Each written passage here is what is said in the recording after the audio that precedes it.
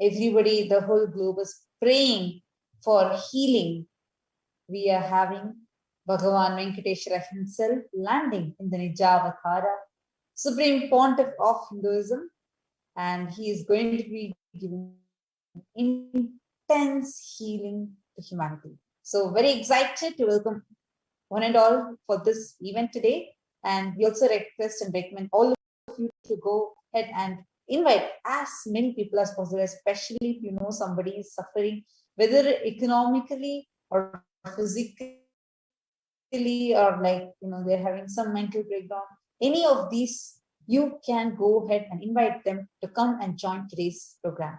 Because today we are going to not just teach you the secrets of wealth, how to attract wealth, and how to come out of this poverty, etc.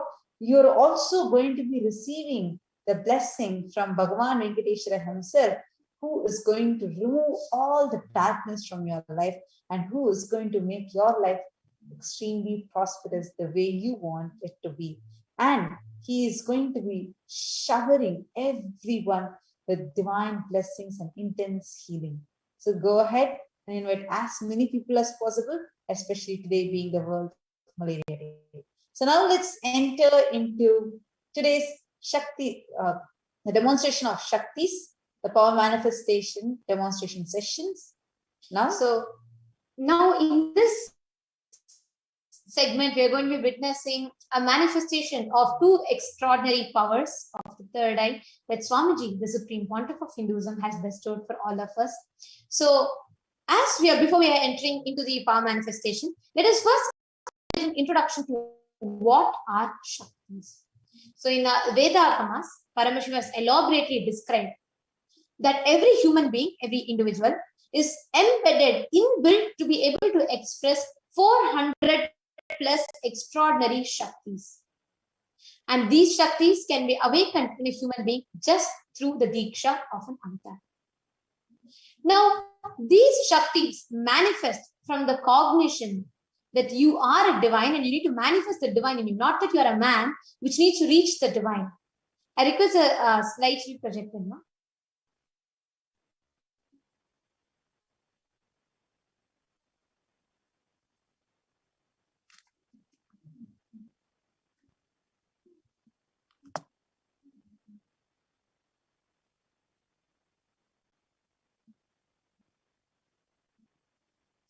Sorry for the technical glitch. Yes. So now today what we are going to be seeing, these Shaktis, the fundamental cognition that you are the divine and you need to reach and manifest the divine in you. That makes it completely different from what we all commonly hear as these. So these manifest when you are in the path of enlightenment, when you are doing some penance, tapas. What you manifest is called as siddhis. When you're having deep feeling connection with your Guru, high integrity with your Guru, and receiving the Diksha from the Navata, these make you manifest Shaktis. Actually, Shaktis manifest from the space of enlightenment. So these manifest in the path of enlightenment. Shaktis manifest through ordinary human beings in an extraordinary way. And they are permanent. Whereas Siddhis are not permanent, and they may distract you from enlightenment. So now let's enter into today. And today, whatever we are going to be manifesting and what you are going to be manifesting are all called as Shaktis. So you can directly go to the main slide. Next one. Next one. Next one. Yes. Paramashiva is the source of these Shaktis. He is the primordial divinity of Hinduism, the ultimate reality, cause, which is self-effulgent, Swayam Prakasha. Paramashiva, in his unmanifest form, he exists as Adho Mukha or Ajo Mukha, the unborn. In his manifest form, he functions as Paramashiva, performing the Panchakrityas, the 5 cosmic actions of Srishti, creation, Sthiti, maintenance, Samhara, rejuvenation, through Bhava, pulling out of delusion, and Anugraha, liberation. Now, Paramashiva, to revive this very science, to give humanity the experience of the divine, has taken his 1008th incarnation walking the planet Earth in the form of the Supreme Pontiff of Hinduism, Jagadguru Mahasannidhanam, His Divine Holiness Bhagavan Nithyananda Paramashivam. And Swamiji has been extensively working, dedicated Swamiji's whole life just to make this science, this divine science, available, easily accessible and practically applicable for the humanity. Next slide. Now, this science has been passed down through the Guru Parampara. The Guru Parampara is the master-disciple lineage, and here we all can see the picture of the young avatar, which is in the center, and all the enlightened beings and avatars who were blessed to play the role of Guru in Swamiji's life. Swamiji was actually birthed in so many aspects, be it Vedanta, Tantra, Srividya, Yoga, Yogic powers, Mantra Shastra, Siddha Vidya, Science of Aushadha, Advaita, Bhakti Yoga, Paramashivoham, and Paramashivoham. Now, how do we awaken these Shaktis inside us? How do we get these divine Shaktis? Understand, every ultimate truth, the Jnana, map into your consciousness, Prajna, manifests as possibilities and powers, Prajnana. How to get this Prajnana manifesting inside us? It is through Diksha. Just like how an lit lamp lights another lamp, an avatar transmits his spiritual energy through the initiation. Actually, we all can watch this video. I request this video to be played from the beginning with the audio. Please play the video so that everyone can hear.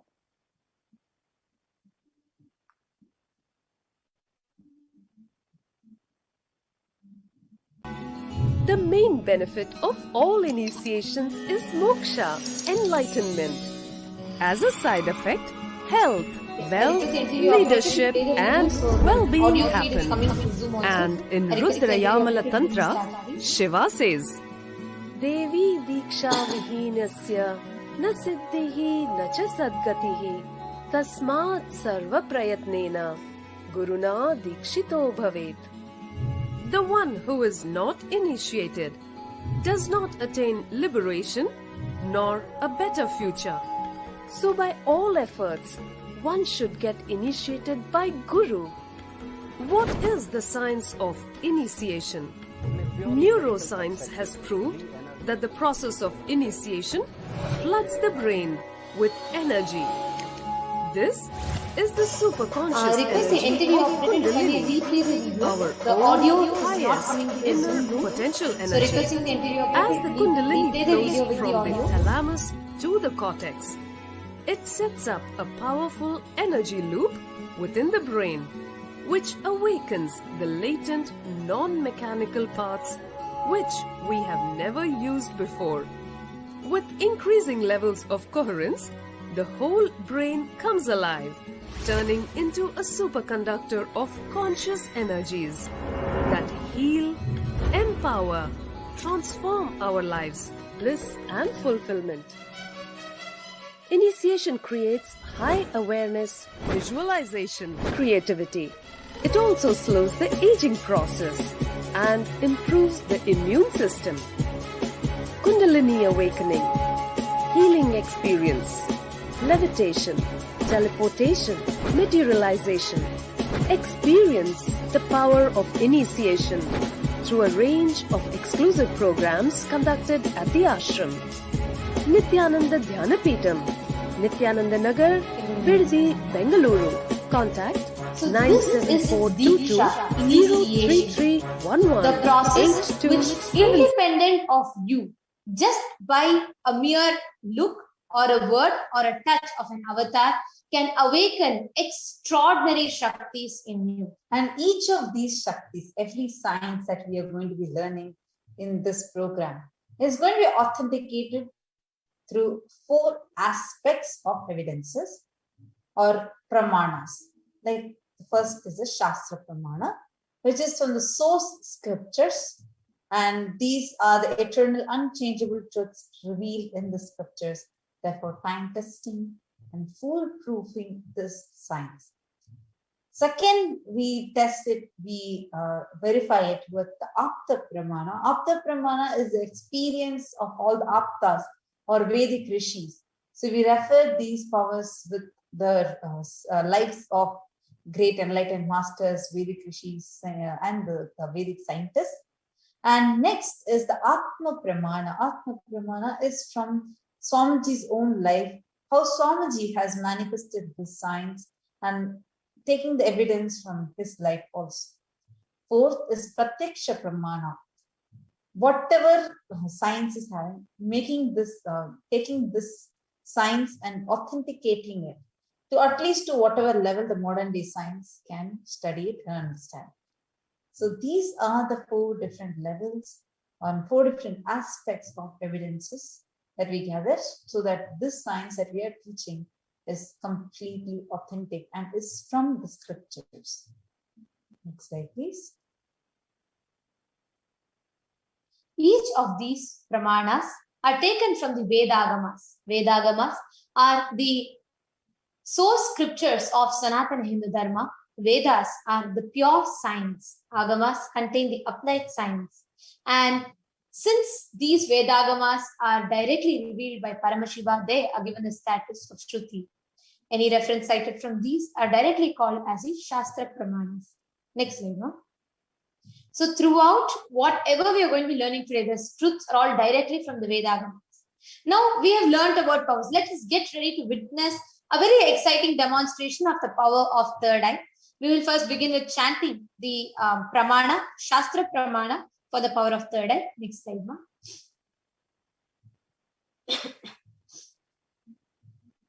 Next slide. Kapalantarmanonyasya tishtanmirita-lochanaha kramena manasodadyat lakshaye lakshyamuttamam.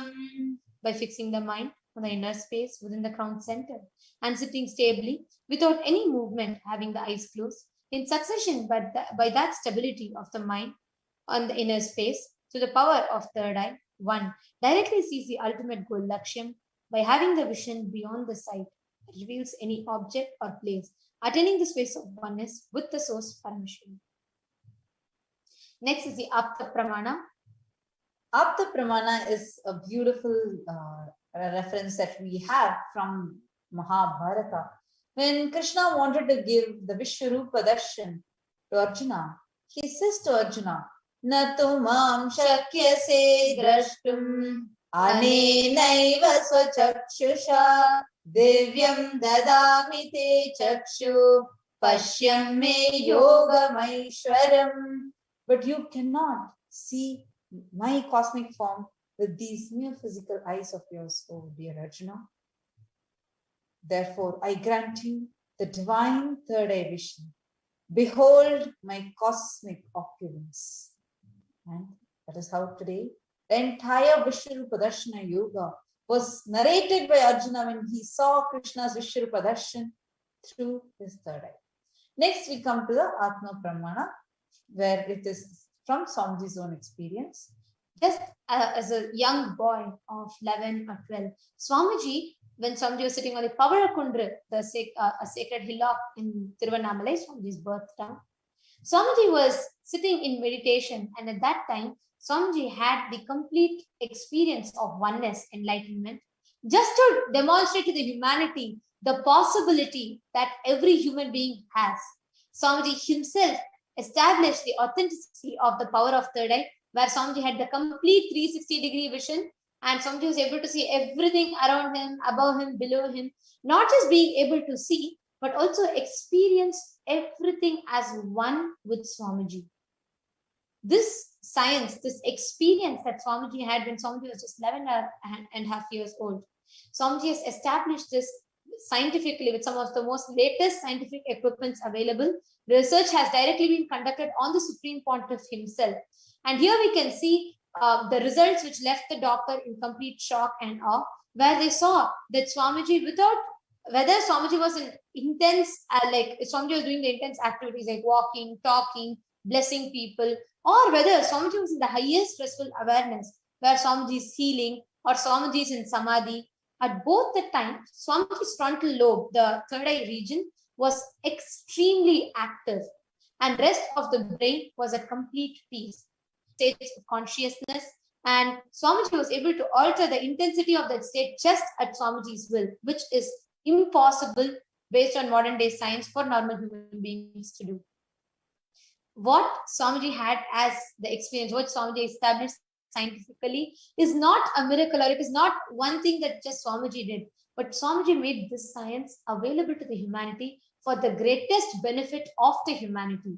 Today, we have more than 150 born blind children, visually impaired children, children who have lost their sight, who have been initiated into this power of third eye, and who have been able to successfully use their third eye to start seeing and start benefiting in their day-to-day life. Now we will be seeing a live demonstration of the power of third eye. Joining with us, we have Ma Nitya Virajananda and Ma Nitya Kaladarananda, the balasins of Nithyananda Gurukul. Yes, I request the interview operator to project the balasins. So they are going to be coming up, and they're going to be manifesting the power of third eye and the power of remote vision both. So everybody that's watching us on the YouTube comments, be ready, because you are all going to be posting the comments and people are going to be reading your comment. The balasins are going to be reading your comment and they're going to be responding back to you. Yes. So we have our balasins, Ma Nitya Virajananda and Ma Nitya Kaladarananda.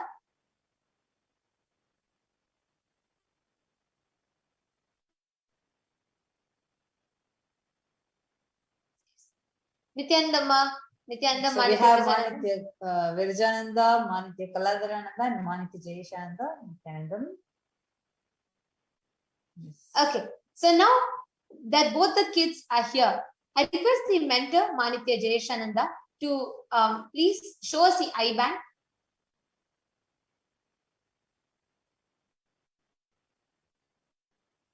Yes, so we all can see the ophthalmologist certified eye band, and this is made of complete opaque plastic in the front, which will obstruct any kind of light passing through, and the back of it is made of sponge, which will like sit on the skin and prevent any kind of gaps happening between the nose bridges or on top of the eyes in the side anywhere. So it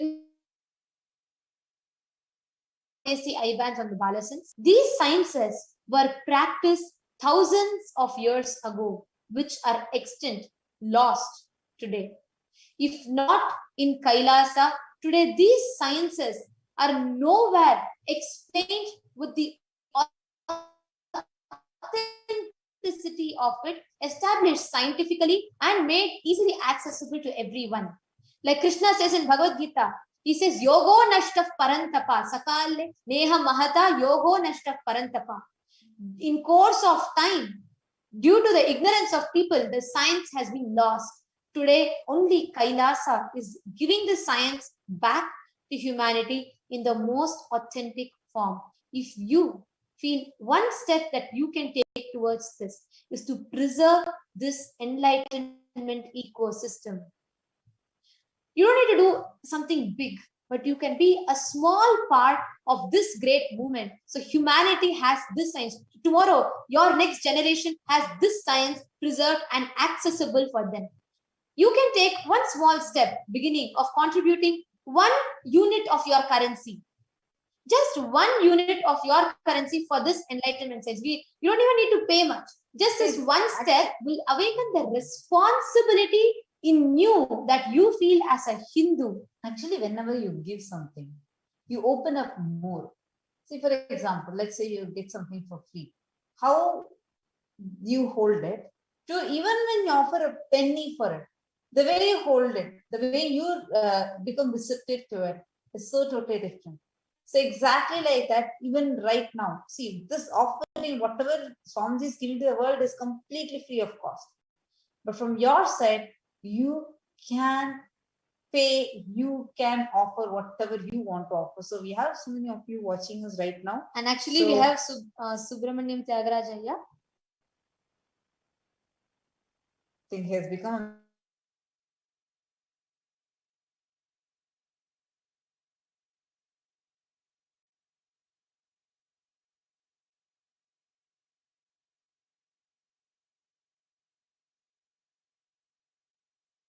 just $1, 1 rupee, 1 ringgit, whatever currency you're having, or 1 penny, 1 pound.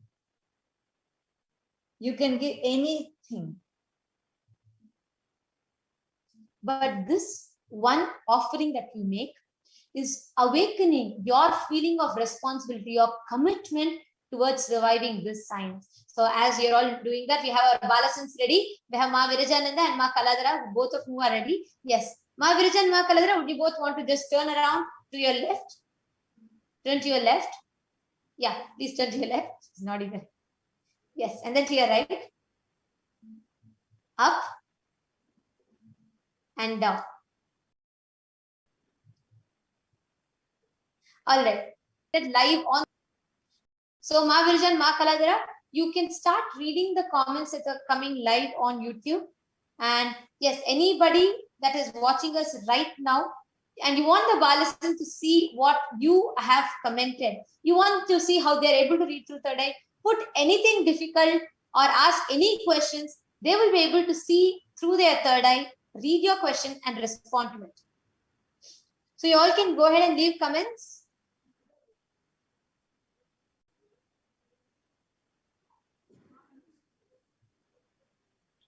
Because everybody that is watching us, whoever is watching us live right now on YouTube,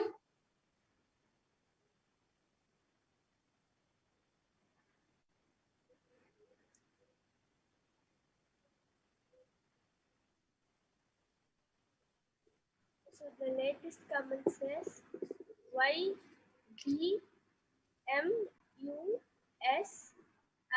YEMUSICK go slow, and a previous comment before that says ASHERVINANDAKU.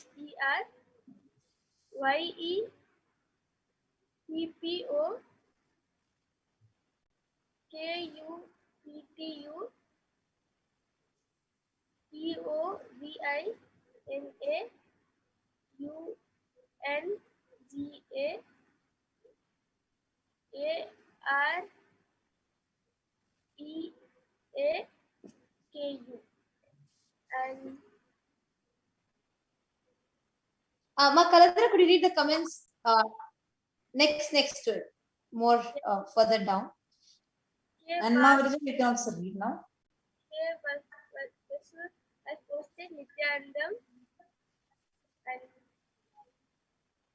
Murthy. Ma Virajan, yes, but there are many comments above it. Could you also read that? Ma Virajan, can you read from whatever is below the green color one? Yes. From that fully you can start reading. No? Yes, so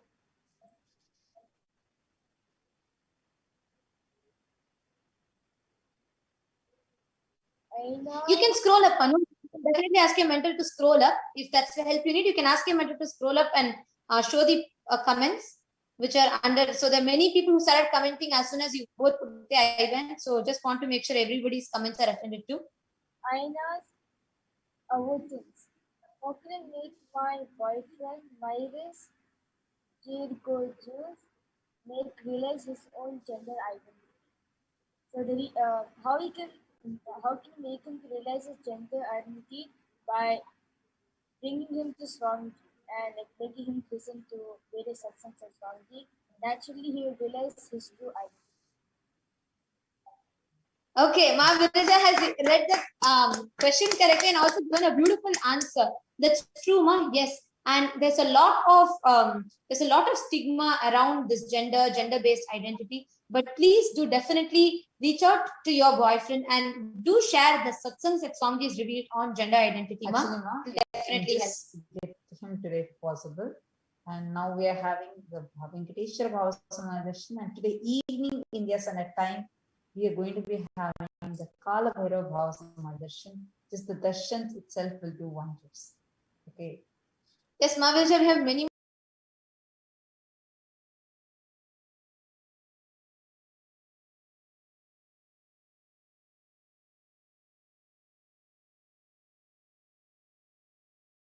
more comments coming in. Ma Kaladra, would you both want to read? We can make it a little bit faster. We have so many people who have asked. Will be in Wonderland itself.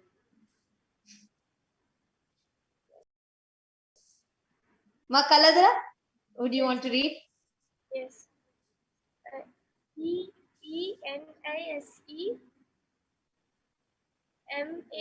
MAGNO EUPO ROBANVENKateshwara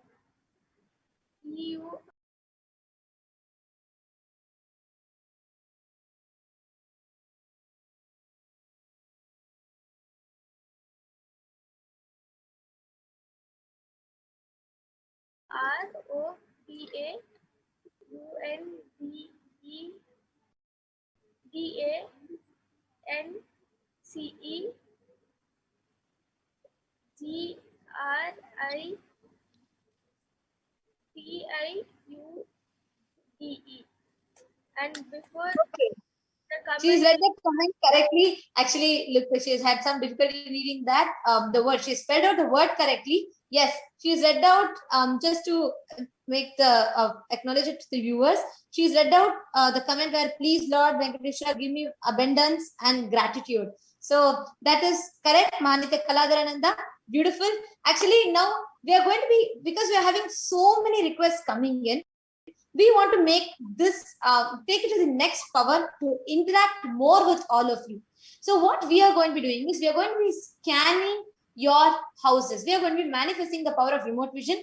Majesha, you can remove the IBANs of Manitya Kaladarananda and Manitya Virajananda. We are going to be having more Balasans joining, and all of us are going to be manifesting the power of remote vision. We are sitting thousands of miles far away, and we have not even met you all physically. Majority of you, we have not met physically. So you can request any place wherever you are from, whoever is watching this, you can post in the comments and we will be scanning you. Yes, thank you so much, Manitya Jayanthi. So before entering into this, we will first be chanting the Shastra Pramana for the power of remote vision. We request the slides to be projected. So what we are going to be doing is, everybody that is in the comment section right now, you all can stay tuned in the live now, being wherever we are in different corners, wherever you are all in the world. We are going to be scanning and describing your location, your house in complete detail to you. So whoever wants and whoever is wanting to experience remote vision, you all can post in the comments. Yes, you are posting your place. Yes, someone has posted Kanpur, but just please make sure you post, yes, I want remote vision. So because we manifest this power only with your consent and your request. So if you can post it clearly, yes, I want remote vision, we will definitely connect to you and start scanning you. Yes, we will now be chanting the Shastra Pramana for the power of remote vision. Next slide, ma. Vyomakaram swamadmanam dhyaye digbirniravrtam nirashraya chiti shakti swarupam darshaye tada.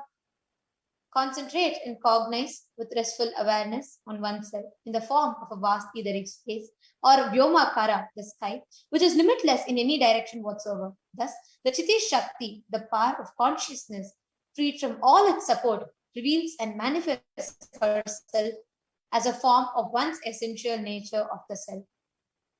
Yes, next slide. Okay, we have many many requests are coming in. Just give us a minute or two. We are going to be reading out the pramanas and connecting to you and scanning you. The Apta Pramana is from Mahabharata. Actually, in the Mahabharata, the whole war, Bhagavad Gita, it's all described by Sanjaya, seen through the third eye. That's why the first verse in Bhagavad Gita, Dhritarashtra says, Dharma kshetre kurukshetre samaveta yuyutsavaha mamaka pandavaschaiva kimakurvata Sanjaya. He asks Sanjaya, the blind king, asks his charioteer who's sitting next to him in the palace to scan and tell what exactly is happening in the warfield hundreds of kilometers far away. So that Sanjaya was initiating the power of remote vision and remote hearing. He was able to see through his third eye and describe the whole happening. Atma Pramana is a very beautiful incident from Swamiji's life. Actually, even in Swamiji's very own life, when Swamiji was very young, one day a senior police officer comes to Narayana Swami Tata, one of Swamiji's guru, and they were looking for a thief and who has been missing for more than a week. And they requested Narayana Swami Tata's help to locate and find out where he was. So Narayana Swami Tata immediately turns towards SPH and tells SPH to scan and reveal. Swamiji actually scans, sees the whereabouts of the thief on the mirror, not just seeing it, but shows the same to the policeman. After which the thief is caught red-handed, exact as of this Shakti. You can project the Balasan's back mark because we have so many people who are requesting. I'm just going to quickly give each of the Balasans. We are all going to be connecting to each of you and scanning. All right. So whoever wants remote vision, you all can post. Actually, the YB Music has requested for remote vision. Okay. And Yes. Rita Chi has requested for remote vision. And Asaf, I have put Miri- Hamburg, Germany. I would request you to post, also post which, like if you want remote vision, you can like just put that, you request for remote vision. So we have Manitya Jayeshananda, we have Manitya Brahma Yogananda, we have Manitya Vrijananda. Yes. So Manitya Jayeshananda, could you scan YB Music? Huh? YB Music. And Manitya Virajananda, you can scan Ma Rita Ritchie. And Ma Brahma Yogananda, you can scan remote vision for Ma Mirjana. Yes. All of you can manifest. And now each of you who have requested remote vision. Okay, we have YB Music, Rita Ritchie, and Asaf Shad. Sorry, not Asaf Shad, but Mirjana. All three of you, we are scanning all of you right now. The Balasans are scanning, connecting to you all and scanning. So just stay tuned, and we are going to be revealing to you what the Balasans are seeing through the terrain. You can acknowledge back to us. So please stay tuned in the comment section continuously.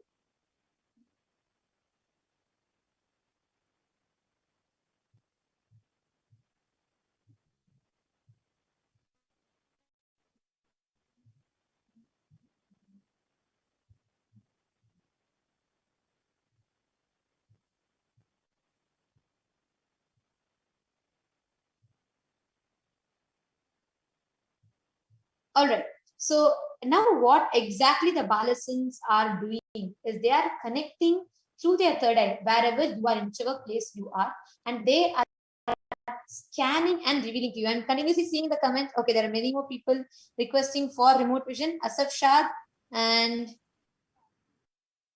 okay, Asaf Shad Aya from Hamburg, Germany is requesting for a remote vision. All right, Aya, I'm going to be scanning you now. I'll be scanning and I'm going to be describing to you your house and where exactly you stay. All right. So I have not meant, see, actually, as the Balasans are scanning, each of you can tell us if the have you seen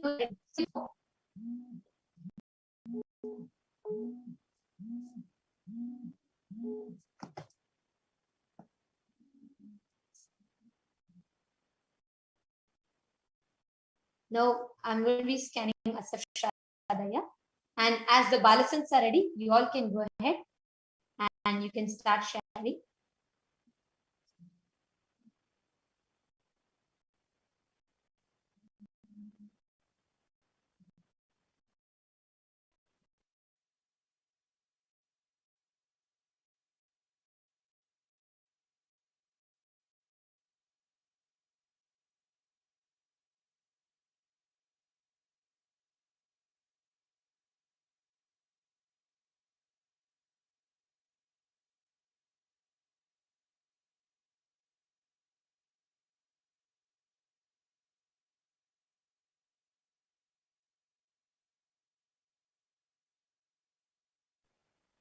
Yes, so as the adolescents are scanning, now all of you can just,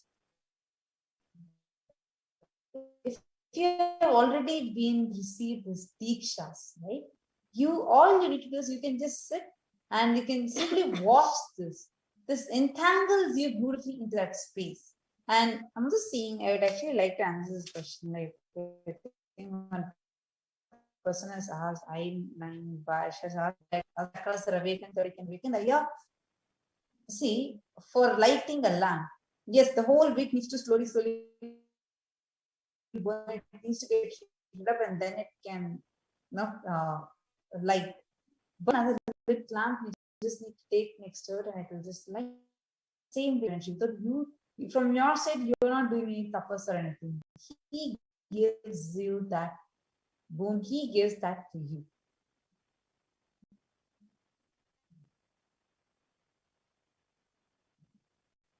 Actually, Asafshad, I just want to share with you. This is a little bit different what I saw, and it's not like this is not quite normal. But I saw two places, right?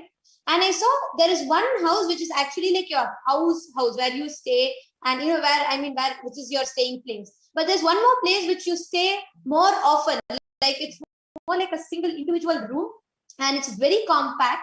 And I saw gray color, light white curtains and gray color chair kind of thing. And it part of a big, this is another room which you very often say, and you more often like in terms of even your work or the time that you spend is so much more in this place. And this is what first appeared in my third eye. And I saw that there's a study kind of a place there, and there's a gray color chair, a proper a room. It's like a very compact place. And then I saw just one restroom kind of a thing attached just outside that. And I saw like wooden and yellow, that kind of flooring in this place. I saw a plant and just outside. It's very compact, and this is not really where, it's not your house, but this is a place which you visit very often. That's the first thing that I saw. Second, your house, how I saw your house is it's an individual house which is clean and very like space, like quite spacious, and there's not a lot of furnitures in that.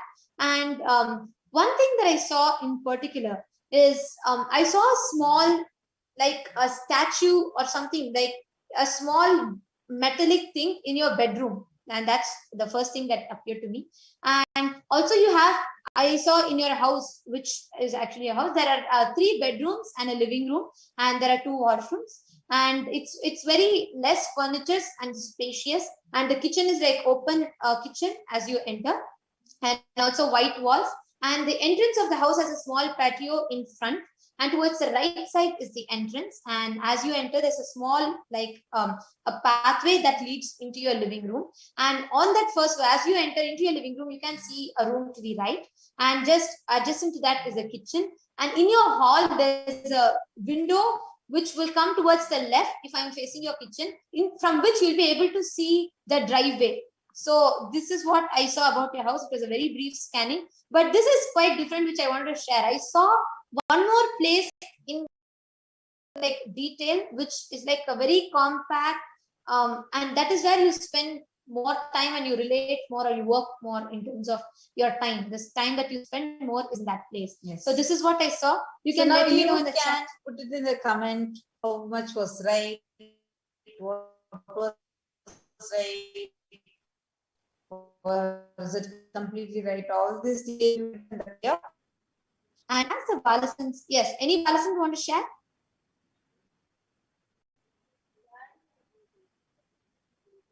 Yes, Manifestation, please go ahead. You can go ahead and share now. The participant that I had gotten was YB Music. Yes, ma. I have scanned your house. And the first thing that Paramashiva revealed is you are staying in an apartment which has a total of 4 floors, and you are specifically staying on the 3rd floor. And it is a regular, proper rectangular building. And the bedroom and the bathrooms, you have 3 bedrooms and 2 bathrooms. And the exterior of the house is very simple. Your whole building color is whitish, creamish color. and has a component and elements of maroon also in the building. And the whole building is situated in the area, but your vicinity where your building is has trees and nature around. The interior of the houses, the colors are white, peach, and pink. It's a very, very compact house. Everything is very close and compact to a point where there is no sunlight coming in until you actually move the curtains and then force the sunlight to come in. And there is also elements of green in your house. And it is a closed kitchen. It's not an open kitchen. It's almost like you'll have to get into a room to get into your kitchen. And you spend most of the time in your bedroom with your laptop. That is the most used area is your bedroom. And there is a balcony. There you have a balcony in your house, and it has black railings. And the view from the balcony is the roads and the cars passing by, since you live in the city. So this is what Paramashiva revealed through my third eye. All right. So YB music, you can please let us know how much of it you are able to relate to. Please do let us know. Asaf Shah Daya and YB music, please do let us know in the comment section.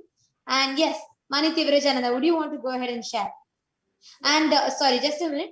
Karthik Reddy Aya is requesting for remote vision. Yes, sir. Everybody who's requesting for remote vision, we are going to be yes. So we are going to be posting you a form, so you can fill that form, and the Balasans will connect back to you, and you can scan them.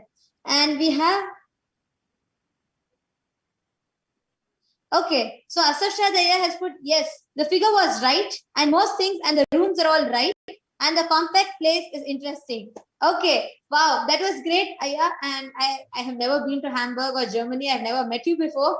But I just want to know, can you just acknowledge also about that place? Like, do you have a place like that? And do you, is there a workplace or your friend's place which you relate to more in like that, which you spend more time in? You can let us know. And we also have YB music.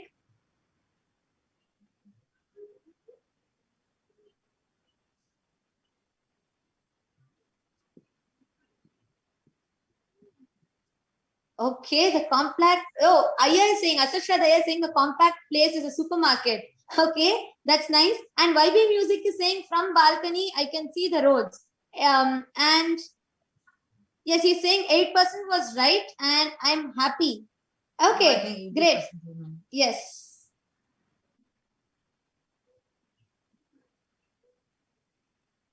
All right. I request. Okay, so there are many of you are requesting for the.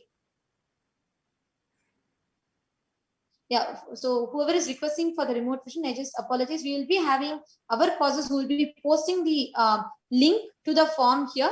I request the causes and the social media ambassadors to kindly post the form and on the live chat, and so that the viewers get to fill.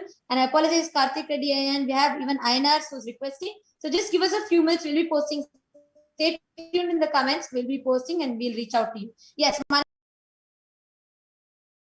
Virajananda, would you want to go ahead? Sorry, Manitya Brahmayogananda, would you want to go ahead and share?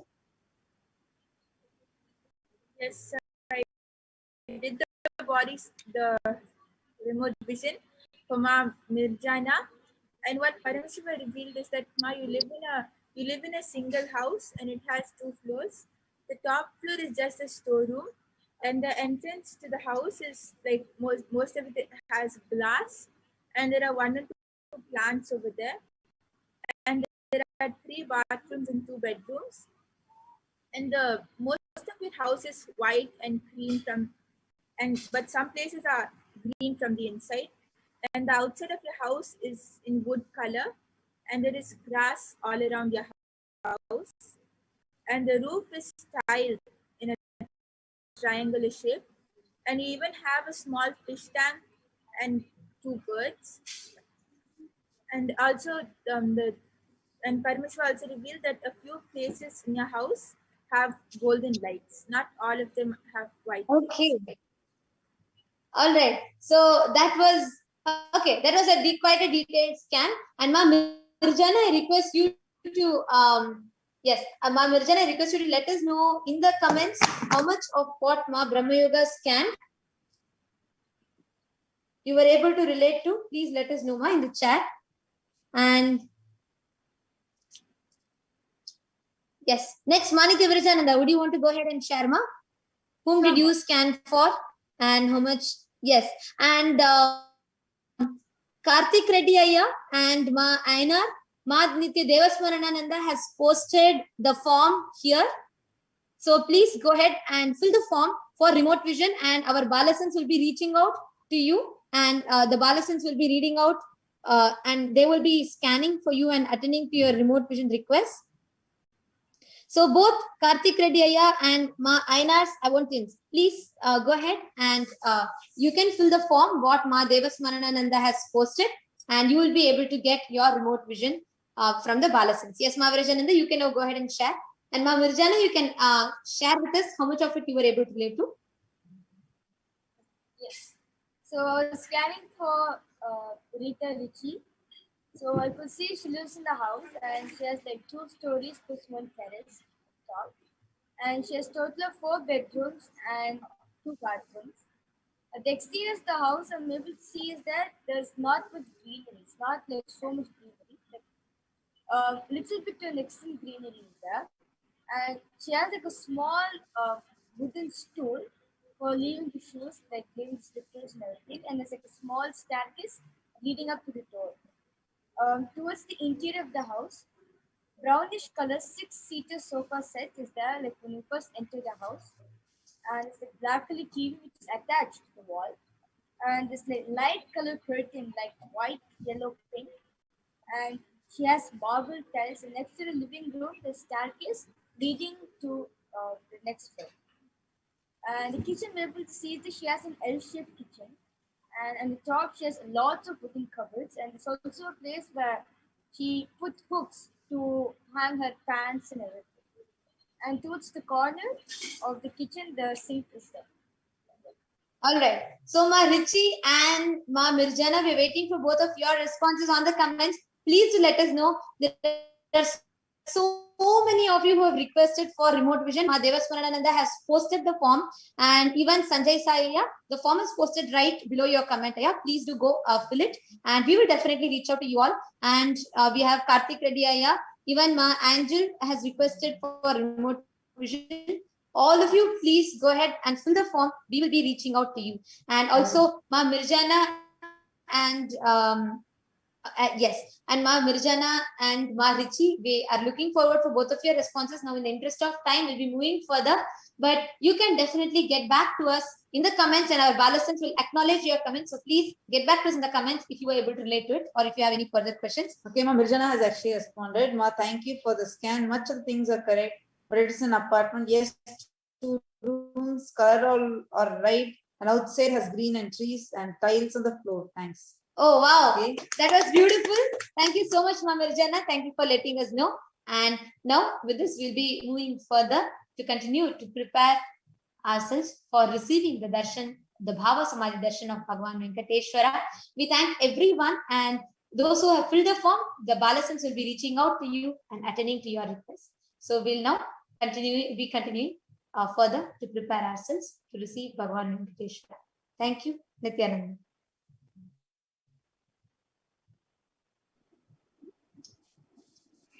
Nithyananda. Thank you, our dear Balasans, for a very entertaining and an engaging demonstration of the extraordinary powers. And all of you, the reason why we are having this demonstration is every time you see the demonstration of extraordinary powers, you get entangled, and that possibility opens up in you. So today, right after the darshan, we invite and request every one of you to stay back. We will be guiding you, we'll be teaching you, guiding you step by step to start becoming familiar and being very comfortable with using your third eye in your day-to-day life. And you can use it even for the manifestation in your business in so many different aspects of your life. So the next part of today's program is looking at the world today. What are the issues that the world is facing today in the field of economics, wealth, debt? How has the corona pandemic affected global wealth index, and how Kailasa is providing a solution for these issues?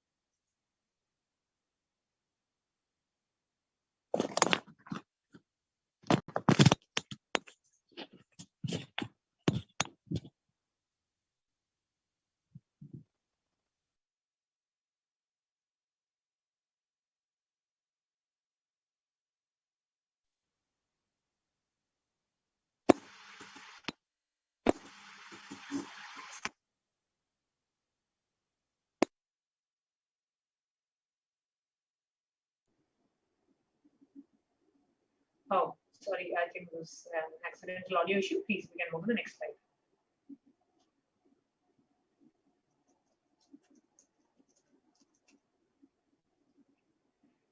Capitalism can cause inequality, market failure, damage to the environment, short-termism, excess materialism, and boom and bust the economic cycles. And we have seen everywhere in the newspapers continuously talking about capitalism, its effect on economy. On the other side, Kailasa is the revival of Hindu economy, which is completely based on non-violent money, where the value is created purely based on business that enrich people, that contribute to people's life, eliminating any business or economic factors that thrives on exploitation, such as insurance or thrives on violence. Kailasa completely and the Hindu civilization completely discourage doing businesses which are violent based, alcohol, tobacco business, or meat industry. Do not involve yourself in such businesses because that can bring so much of karmic baggage to you. Always involved in business which is contributing to people's life. It can be software, it can be medicinal field, which is always contributing to somebody's life. Even real estate, you're contributing to somebody's life.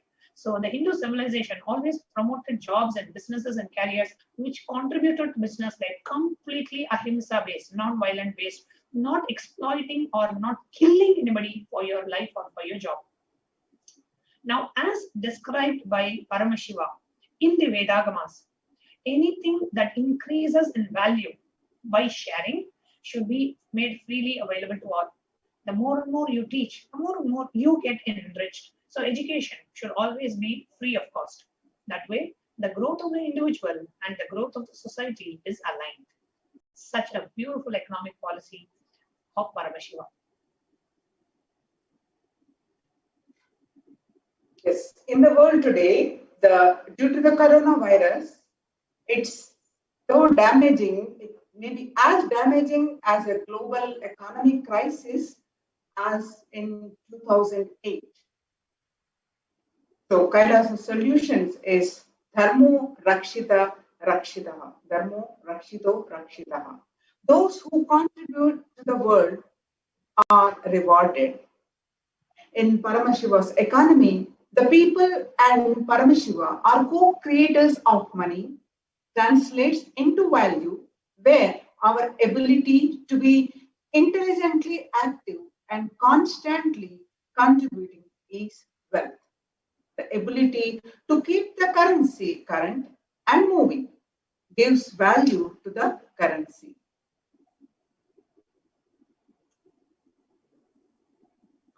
Now, let us understand who is Bhagavan Venkateshwara.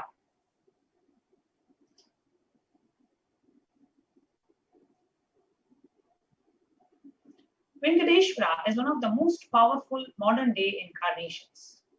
Venkateshwara is one of the most powerful modern day incarnation happened in Kali Yuga. Mahavishnu came down as Seshadri and Bhudevi took birth as Padmavati.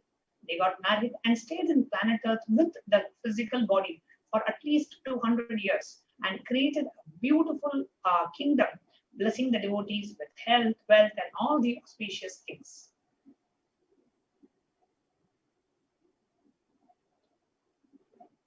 Venkateshwara decided to stand in Tirumala, making himself available to all the devotees. He just became a deity. At the end of his incarnation, Venkateshwara Srinivasa just became a deity. The very body, how he is standing, he just became Archavatara. So his very body itself became the deity, which is what is the Venkateshwara, the Balaji Murti that we see in Tirumala Tirupati, is the actual physical body that was used by Bhagavan Srinivasa when he was assumed the human body. Archavatara means the incarnation in the form of a deity to receive all the worship and the devotion of the devotees. So Bhagavan Venkateshwara's another name is also Srinivasa. Srinivasa became Archavatara, standing in Tirumala and gracing the whole world, whole universe, showering wealth, health, and all the spiritual benefits. Venkateshwara has Sri, Devi Mahalakshmi, the goddess of wealth and prosperity, within his chest.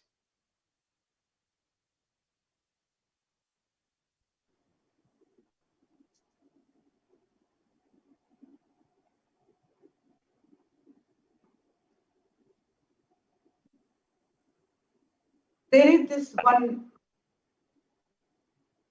precious, yes, ma. Go ahead, Madhavi. Sorry. Precious jewel which Bhagavan Venkateshwara is wearing, which we are not still able to put any value for it. On Venkateshwara's right chest, he is having the world's costliest jewel. He wears it on the Vaikunta Ekadashi day on the Sri Vasam. That jewelry is called Vaidurya diamond. If it is at least 1,000 years old, older than the diamond, that jewel is supposed to have come out of the churning of the Milky Ocean, and there is only one piece available on the planet Earth, and that one Bhagavan Venkateshwara is wearing. Ramanuja was a great enlightened master who was staying many days in Tirupati Tirumala with his disciples. One day, Ramanuja was getting ready for the pilgrimage, packs his bag and some food, walks all the way, full day along with his disciples. Evening, they reached the downhill. They opened their food for eating. They found a lot of ants in the food. The disciples had started cleaning all the ants. Ramanuja just stopped. He said, "No, don't do." He just packed the whole food safely, not leaving one ant. He walks all the way up the hill without having any food, and especially in the night. All the disciples were wondering what is happening. After going to the top of the hill again, Ramanuja opened the food. But that means we're not able to hear you, ma. Your audio is very, very low. I'll go ahead and continue. After going to the top of the hill again, Ramanuja opened the food and said, "Now leave the ants here, because you don't know how many janmas, lifetimes they meditated and did punya to take birth in the presence of Tirumala, the energy field of Venkateshwara. We have no right to take them out of this energy field and leave them somewhere else." So even when the masters become deities, Siddhas come to live around in their presence. Now, when the deity becomes masters, naturally, all the Siddhas, all higher level beings come to live around them. And I can give you one such an experience shared by, an incident shared by Swamiji himself. We have a tree in Swamiji's courtyard in Kailasa Sarvingapita in Bangalore. And every day when Swamiji comes out and he goes out of his quarters, he used to touch the tree and bless the tree. And the tree will always be like Swamiji says, the tree will wait every day for Swamiji to touch and bless. And the Swamiji said those trees were actually brahmacharinis of Swamiji in the earlier birth. Now they have taken birth as trees to live in Swamiji's presence. And in the Kailasa Sarvingapita, many trees, many ants, many insects, many trees are Siddhas, the great masters, adepts, enlightened masters who are just living in that energy field to enjoy the Avatara Leela of the 1008th incarnation of Paramashiva. So when the deity becomes master, naturally all the Siddhas, all the higher level beings, they come down to live around them.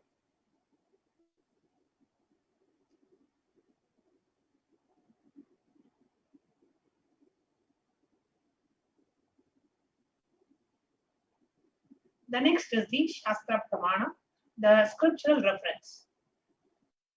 This is a reference from the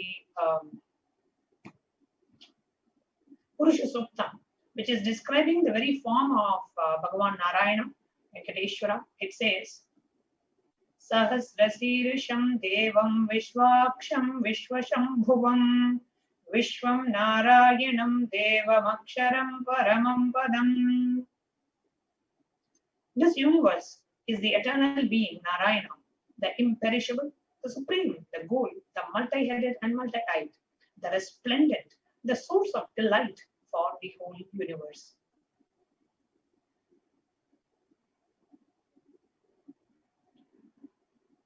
The Apta Pramana, the reference from the life of the great enlightened masters.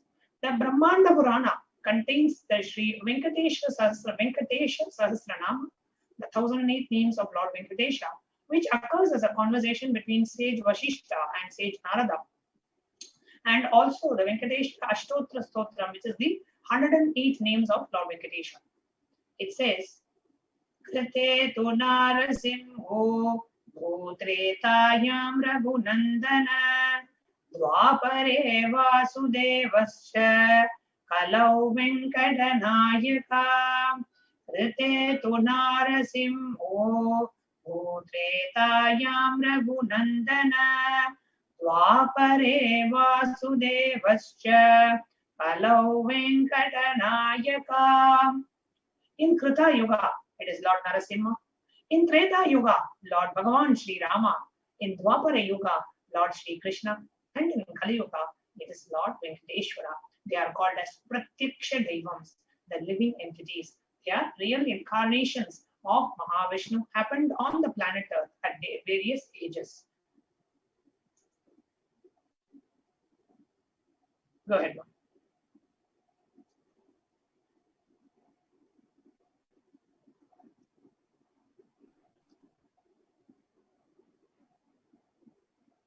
You may have to unmute yourself again.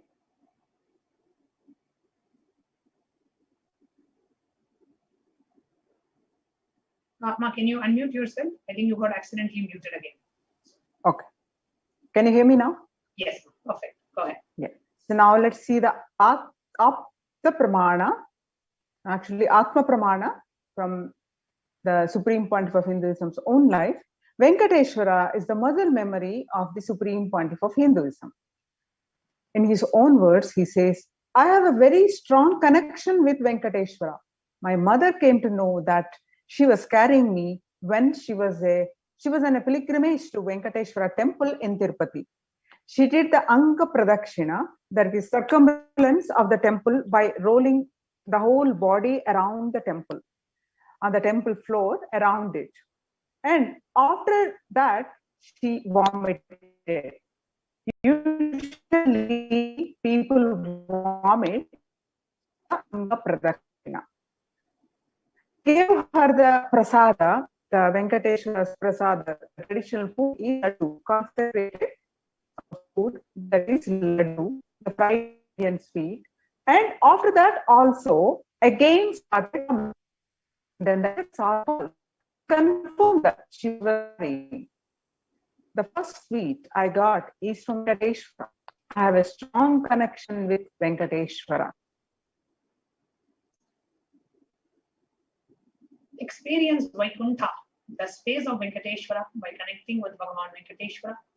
One of the beautiful enlightened ecosystems established by the Supreme Pontiff of Hinduism is the Kailasa, Los Angeles ecosystem. And the Archavataras, the deities residing in Los Angeles, see beautifully. Please pay a visit to our Los Angeles Sarvanya Pita, which is in Montclair, California.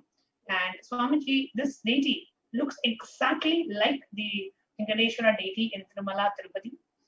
And Swamiji has blessed the deity that the Pratiksha Venkateshwara manifests through this deity and will bless you with the experience of the space of Vaikuntha, the space of Venkateshwara, the Mahavishnu, the abode of Mahavishnu, Vaikuntha.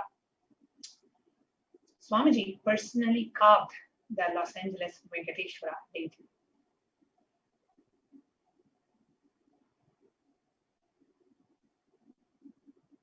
The benefits of worshipping Bhagavan Venkateshwara. I will read out the verse, and Madhani Swami, you can read out the meaning. The sixth verse in the Falashruti of Venkateshwara Vishnu Sahasranama, it says, Yasha prapnoti vipulam yatir pradhanyameva cha achalam shriyamapnoti shreya prapnotyamuttamam.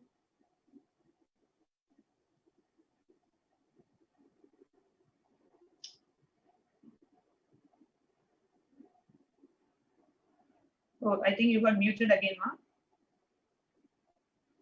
Okay.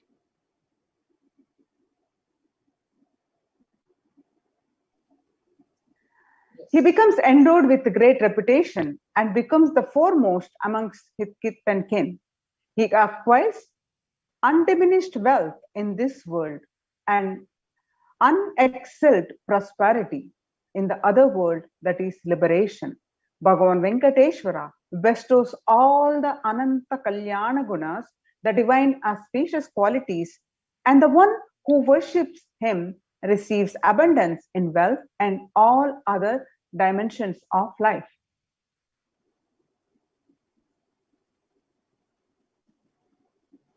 In today's darshan, Bhagavan Venkateshwara would be manifesting through the Nityavatara, the 1008th living incarnation of Paramashiva, the supreme quantum of Hinduism, Jagadguru Mahasannidhanam, His Divine Holiness, Bhagavan Nithyananda Paramashivam.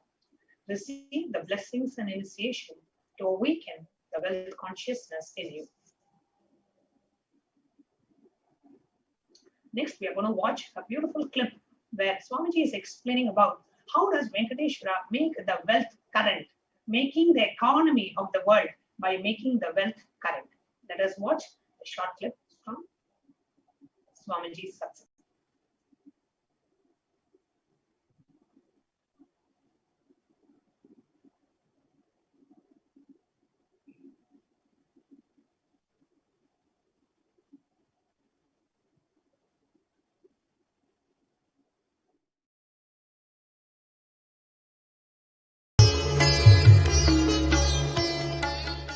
Nithyanandeshwara need to take the responsibility. So even wealth is wealth only if you take responsibility to make it current.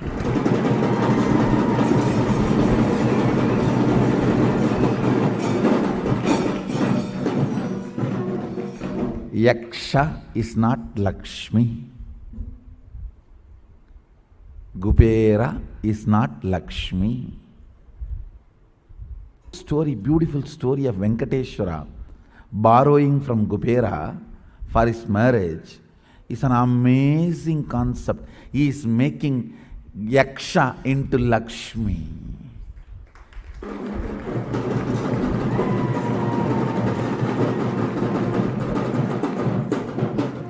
He is making a reserve to reserve.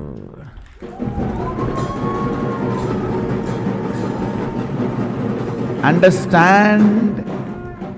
He is making the reserve to reserve. Dam has no use if you can't produce current out of it and reach it to people.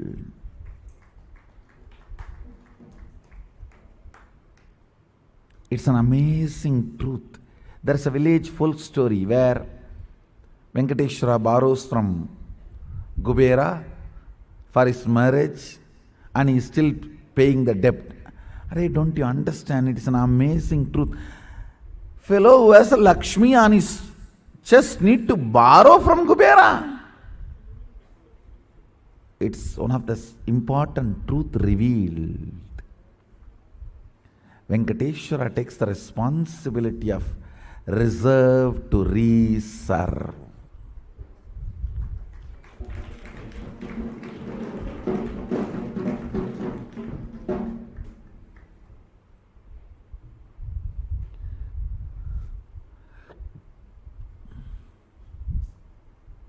And the story ends with a beautiful line. Till the end of Kali Yuga, he will be paying only the interest. In the end of the Kali Yuga only, he will pay the whole capital. If he pays the capital, the current will stop, the economy will stop, whole thing will become part of the reserve and life is over.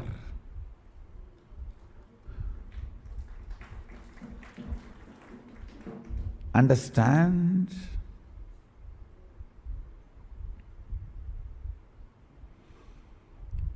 Responsibility makes reserve into current.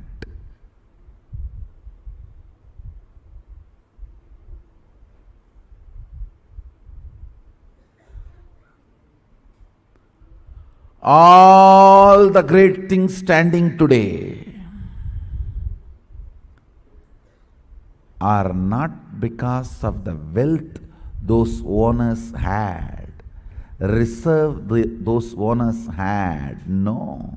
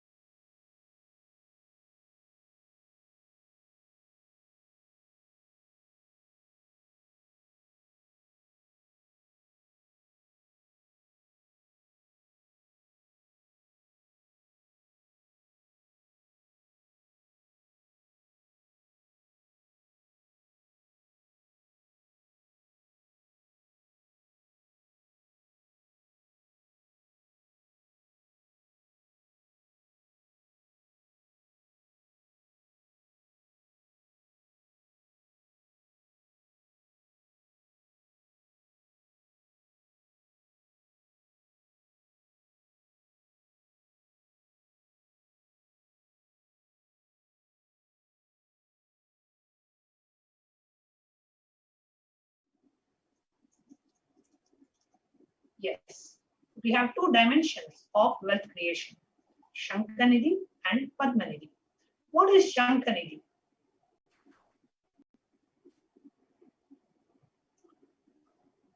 Shankanidhi means conquered wealth, conquered from the natural sources. Padmanidhi means flowered wealth, like a lotus created. So anything that is created from natural resources is Padmanidhi. Anything which is gotten by conquering the natural resources is called Shankanidhi. So these are the two aspects of wealth creation. Next, we will see the two aspects of wealth sustenance.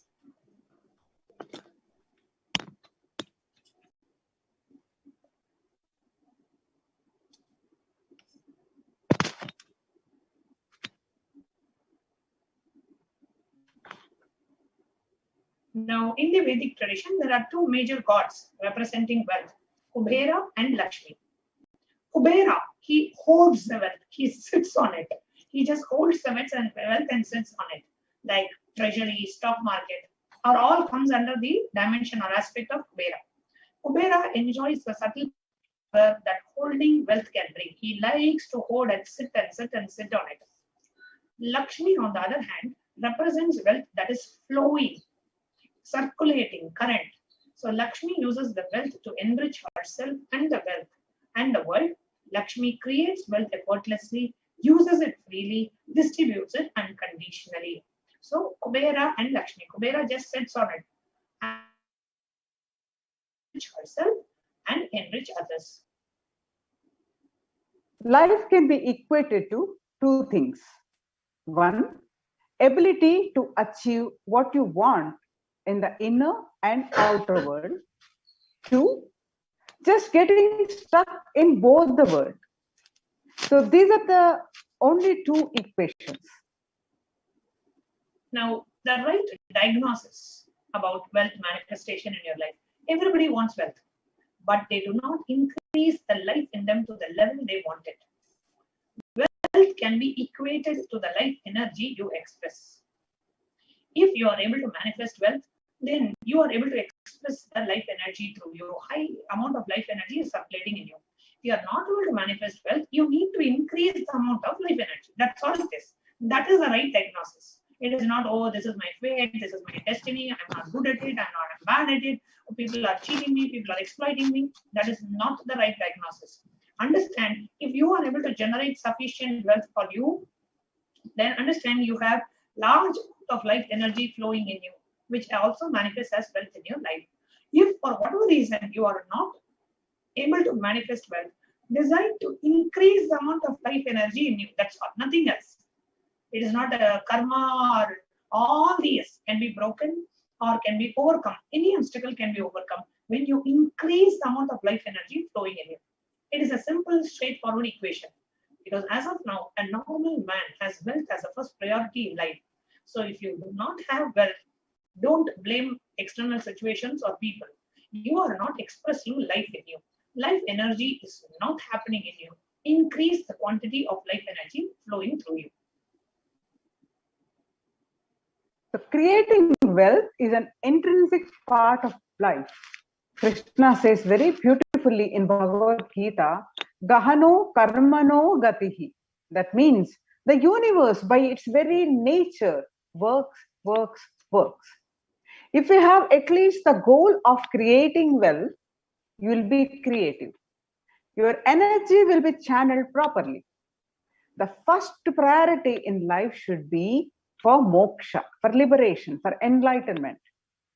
Till that happens, the second priority can be creating wealth. Creating wealth makes you non-violent because constantly you are looking into how I can contribute and manifest wealth. The whole energy is channeled towards creation. Creating wealth brings tremendous interest in life because you have to be involved in life. You have to be contributing in life for you to be able to be creating wealth. So it brings tremendous interest in life and non-violence. Wealth is not just an object or a thing to be achieved. Wealth is an extension of you. Anything that adds to you is wealth. the quality of the health that you enjoy, the state of your relationships, the fulfillment you experience in your career, your mental state, your sense of inner fulfillment. All these are measures of the success with which you have created wealth in your life. Wealth is a utility. Wealth is not just money or currency. Money is just one wealth. Currency is one wealth. Assets are one wealth. Being alive, active is one wealth. All four put together is wealth. The money that you have, the currency that you have, the assets that you have, and being active. All these four put together form wealth. Wealth is neither good or bad. Just understand it is a utility for you to do what you want in your life. So to manifest wealth, all we need to have is wealth consciousness. What is wealth consciousness? Wealth consciousness means making a clear decision to break out of the myths and mental patterns that impoverish us and draws us again and again into the poverty cycle. Whatever is preventing us from manifesting wealth, breaking that pattern is wealth consciousness. You manifest what you believe. You don't manifest your desire, you manifest your cognition. What you cognize and perceive as reality. You manifest what you believe. So there is a clear gap between what you believe and what you desire. Many of us say, I really desire wealth, I want wealth. But deep down, the belief, wealthy people are arrogant people. There are some cognitions, strong cognitions they carry since childhood. Wealthy people are arrogant people, bad people. These are some examples. They do a lot of wrong things. So if you believe wealthy people are arrogant, bad people, and making wealth is a wrong thing, is a sin, they manifest wealth because they did some wrong things. They exploit others. If you carry this kind of cognition, these kind of beliefs in your inner space, how are you going to manifest wealth in your life?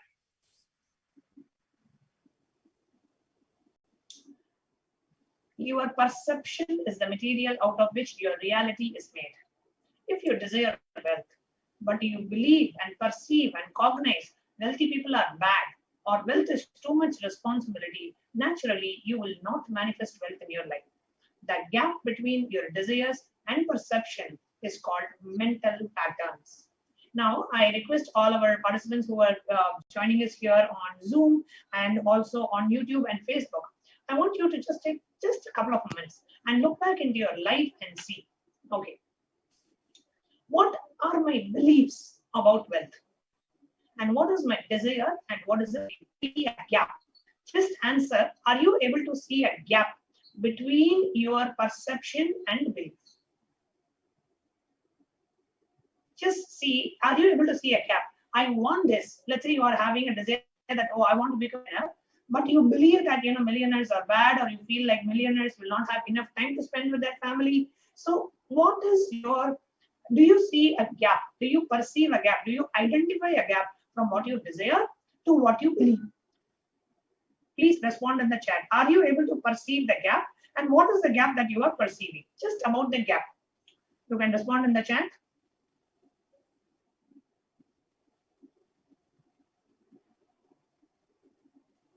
Okay, we have Shah Riaz and K Vasu. They are saying yes. Are you able to perceive? And maybe you can put a short message about what is the gap that you are seeing between your desires and your perception. I request the interview operator to go to the previous slide, just projecting on mental patterns.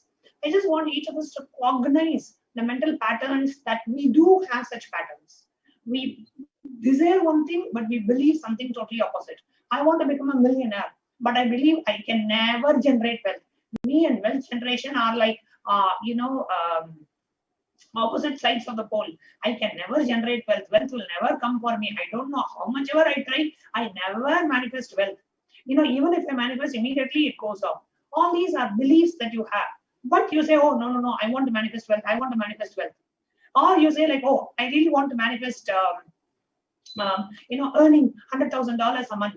But inside you, you believe, oh, wealth is a huge burden. Oh my God, if I have wealth, people will come around me just for wealth. I will lose all my proper friends. They will all hang out around me just for wealth. You may have those ideas. So please respond in the chat, in the YouTube chat or in the Zoom chat. If you're in the female participant Zoom, or otherwise in the YouTube chat is better.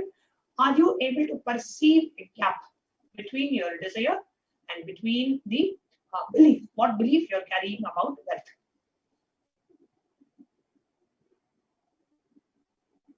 Okay, Shariaz is saying, I want to achieve $1 billion, but I don't feel I can achieve $1 billion. So I don't have the belief in me that I can achieve $1 billion. Shariaz, you have diagnosed the problem correctly. Beautiful. We are going to enter into a solution now. How do we bridge the gap? What gives me that belief? Okay, Vasuvaya, you have also very beautifully identified. I believe wealth manifestation is a struggle. That is a strong belief I am having, that wealth manifestation is a struggle. Perfect.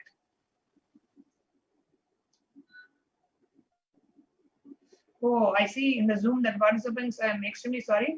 I am just realizing that the Zoom chat was closed. I have opened the Zoom chat. This is for the female participants. Okay, so TV Arc is saying, I want to generate 5 million euros. That's perfectly possible, TVR, but just look into and saying, what is the belief that you are carrying inside you? Asaf Shah is saying, it's not money, it is freedom. So what is the gap you are seeing, Mr. Asaf Shah? Can you also put, what is the gap you are seeing in your belief and in your desires? Sanjay Sai is saying, when I try to create, I'm always facing political obstacles. That's a perfect example. So this is the belief. How much ever I try to do, there are people, political situations which are not conducive, which are not helping me to manifest. That's perfect belief. Perfect example of a belief, rather. Celine G is saying, yes, I think that I must something that I don't have to have wealth. I must have something like I don't like to have wealth. Sorry, I read it differently. I must have something like I don't like to have wealth. I want wealth, but something in me tells me that I don't like to have wealth. Beautiful, perfect example. Yes.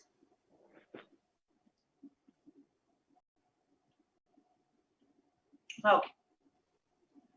So now we'll move on to the next slide. Now we are going to, Swamiji himself is going to guide us into how do we bridge the gap between our desires and beliefs, and how do we manifest what we want in our life. Yes, Swami, please go ahead. Yes. Now let us see what are some common beliefs that are preventing us manifesting wealth. These are the, we want wealth, but some of these strong beliefs, cognition that we carry inside of us. For example, before you start, Swami, so sorry to interrupt you. Before you start, I just want all our participants who are joining us on YouTube or Facebook or Zoom, please come on the YouTube chat.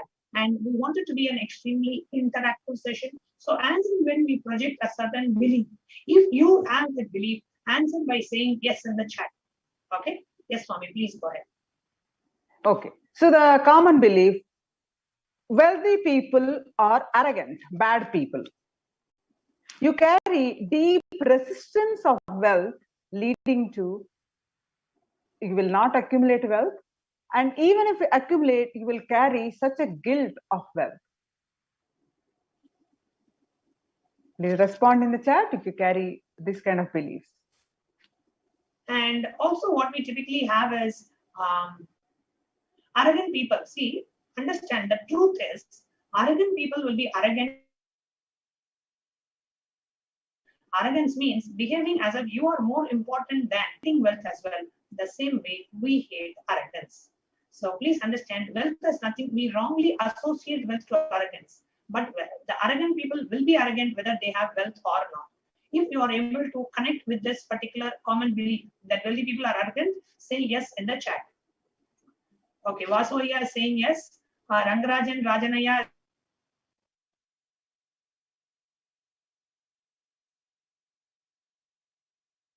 Whoever is able to connect with this common belief, you can respond by saying yes in the YouTube chat.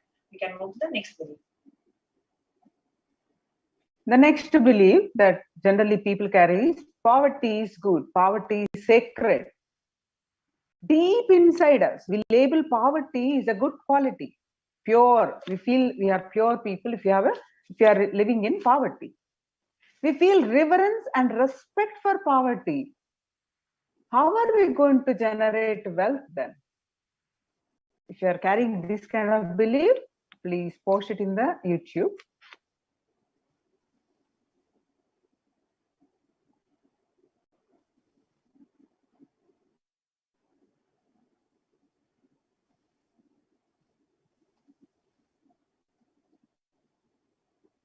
I think the YouTube comments are coming in a slight delay. So for the first comment, I think we have a lot of people who are posting for the first comment for the arrogance in terms of wealth.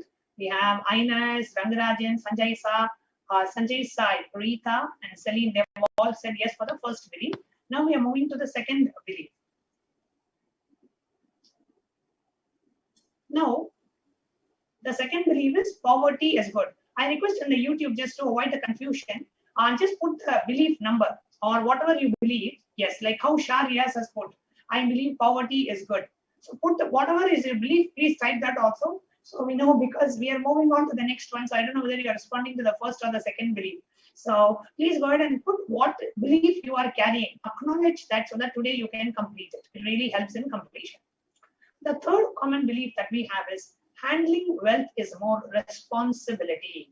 We always feel like, oh God, I don't want to handle so much. You would have seen somebody very wealthy. He would not have time to spend with his wife or children, or spend with his spouse and children, and or he will constantly be busy, or he or she will never, the children would not be taken care of. And you always feel like, oh God, it's so much work and so much responsibility. I am not ready for it. I just want to be relaxed. I just want to do my own things. I don't want to handle so much responsibility. And this is sometimes we have this kind of a belief as well.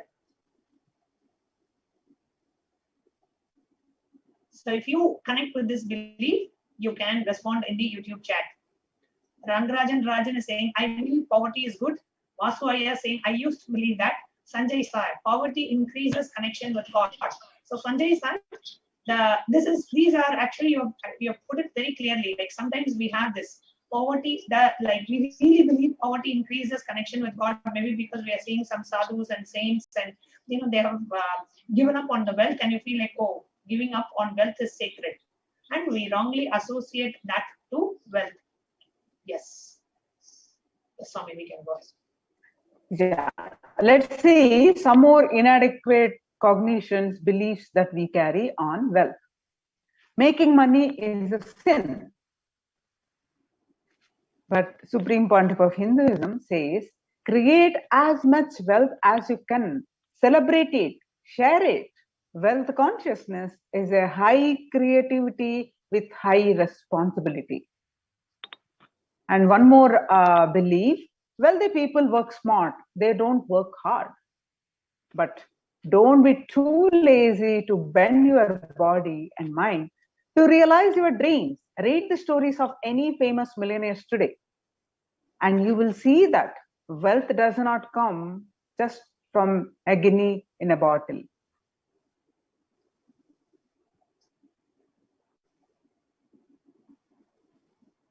Some of the other beliefs that we may have is you have to be worthy to be able to generate wealth, or you need to be worthy to receive it. Please understand, wealth serves those who are wealthy in their very consciousness. So you increase the life force energy in you, and increase your very presence, your awareness, your very conscious presence. Wealth will automatically follow suit. Now, let us understand what is the most important quality. Anything that you cognize, you create a certain energy field about your cognition. You attract situations, people, everything around you. If you have the wrong cognitions about, inadequate cognitions about making wealth is a difficult to manage, it's a sin, then you attract that kind of a energy field. You create that kind of an energy field, then you attract that kind of situations, people, everything around you. So to make that cognition into reality, so all you need to do is shift your cognition with will persistence. Break having the wealth consciousness in the inner space, strong belief with will persistence. Your decision, you are not going to give up your intention to manifest that with a strong will persistence. There are many people who are responding in the chat saying, Celine is saying, I think poverty is humble. Jalandhara Sthita is saying, I was raised to believe that giving up or renunciation of wealth is sacred. That is nothing wrong. That is not a wrong belief at all. Giving up or you want to give it off to people, you want to renounce wealth is perfectly fine. But you should not have the belief that the wealth itself, poverty is good. Generate as much and give as much. Share, generate more, share more. That's perfectly all right. That is what Venkateshwara Lakshmi is standing. She's an embodiment of circulating wealth. That is perfectly all right. There is no conflict in that particular understanding, Jalandhara Sthita, that giving up or renouncing wealth is sacred. But having the feeling that poverty is good and not even generating, that is what is a wrong belief. Ainas is saying, I do believe that you have worthy or certain types of booms or completion to state to manifest wealth. Definitely completion and life force energy in you is required, Ainas. But the point that we are saying is you need to be worthy. Like the fact is, oh, I am not worthy, I don't think I can get it. But not moving towards, okay, how do I complete? How do I stand up? How do I increase the life force energy in me? So instead of that saying, I am just not worthy, I don't think wealth is there for me in my life, just giving up in that mode.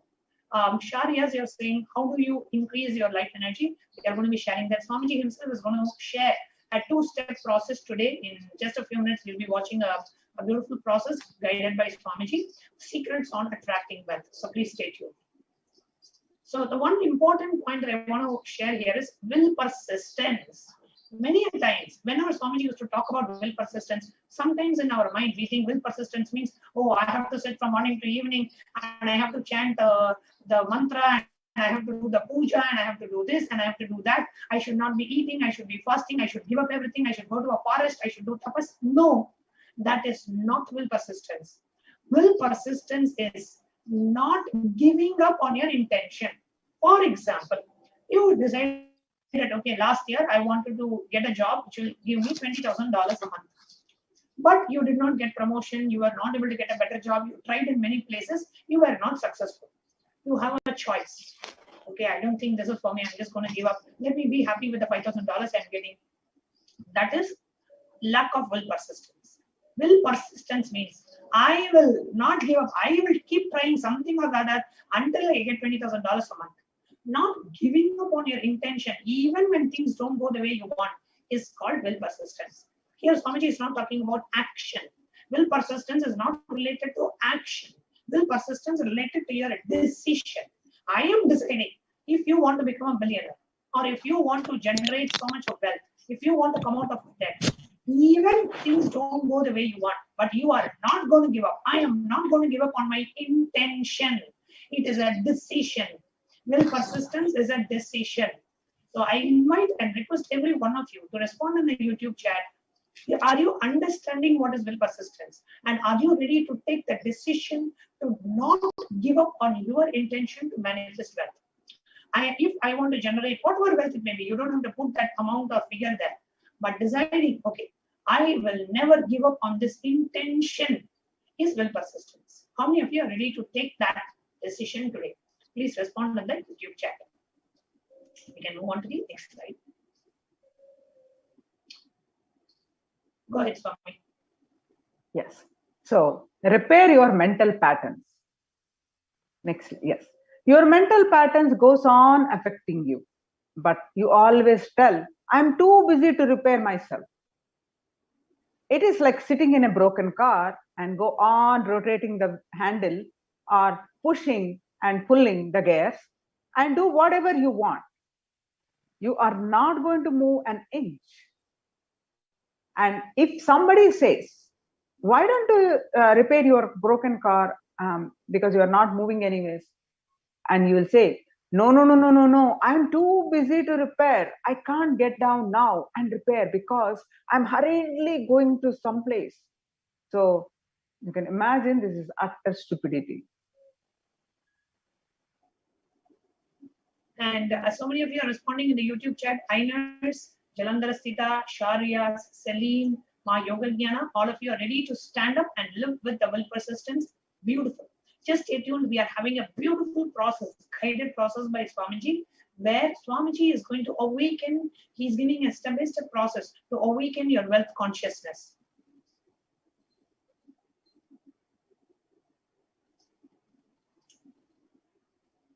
Now we'll move on. See, yes, it is possible. You may be desiring to have wealth, but you may not be believing, perceiving, and cognizing it as a possibility. And one thing Swamiji always says in terms of when you want to manifest something in your life, Swamiji always says, you order, I cater. Like how you go to a hotel and you say, okay, I want a French fries, or I want a sandwich, or I want some salad, or I want some dosa or idli. You are not going to make it. You are ordering, it is being delivered to you. Just like that. When you are with an avatar, especially today, Venkateshwara is landing, you order.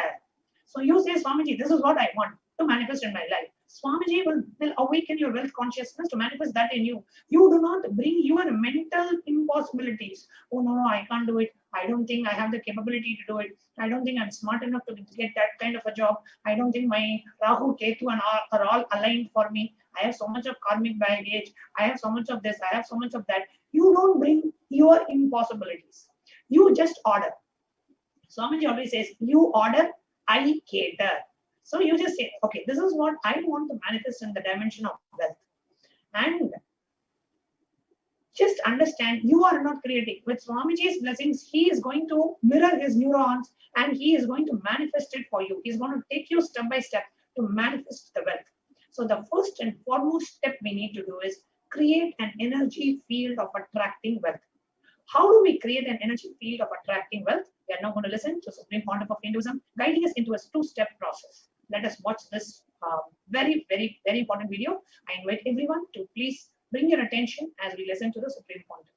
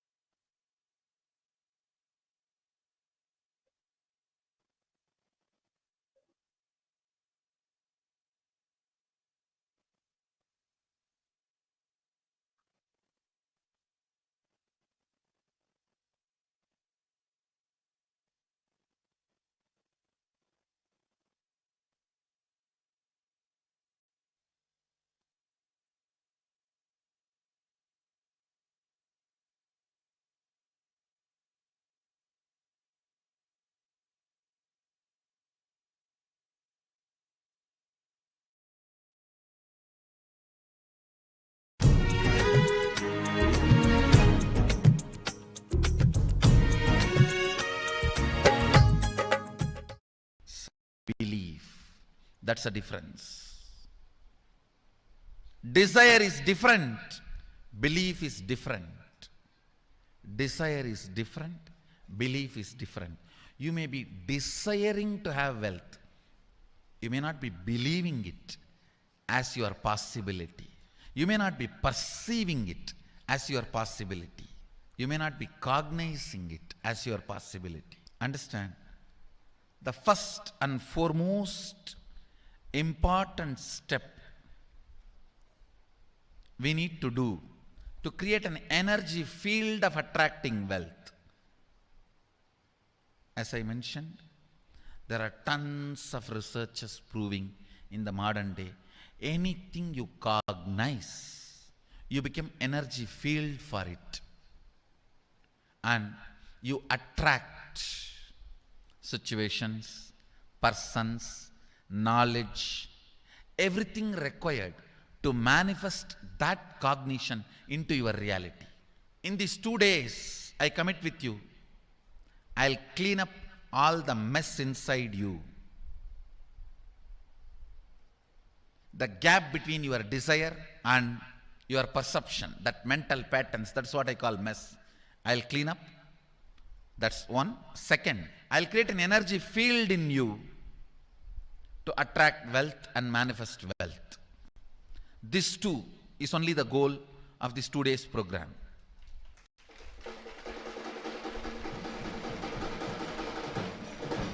And I commit with you, I'll do it. Whether you are in Bangalore Adinam, physically in front of me, or all over the world, I'll do it. The first step we need to do,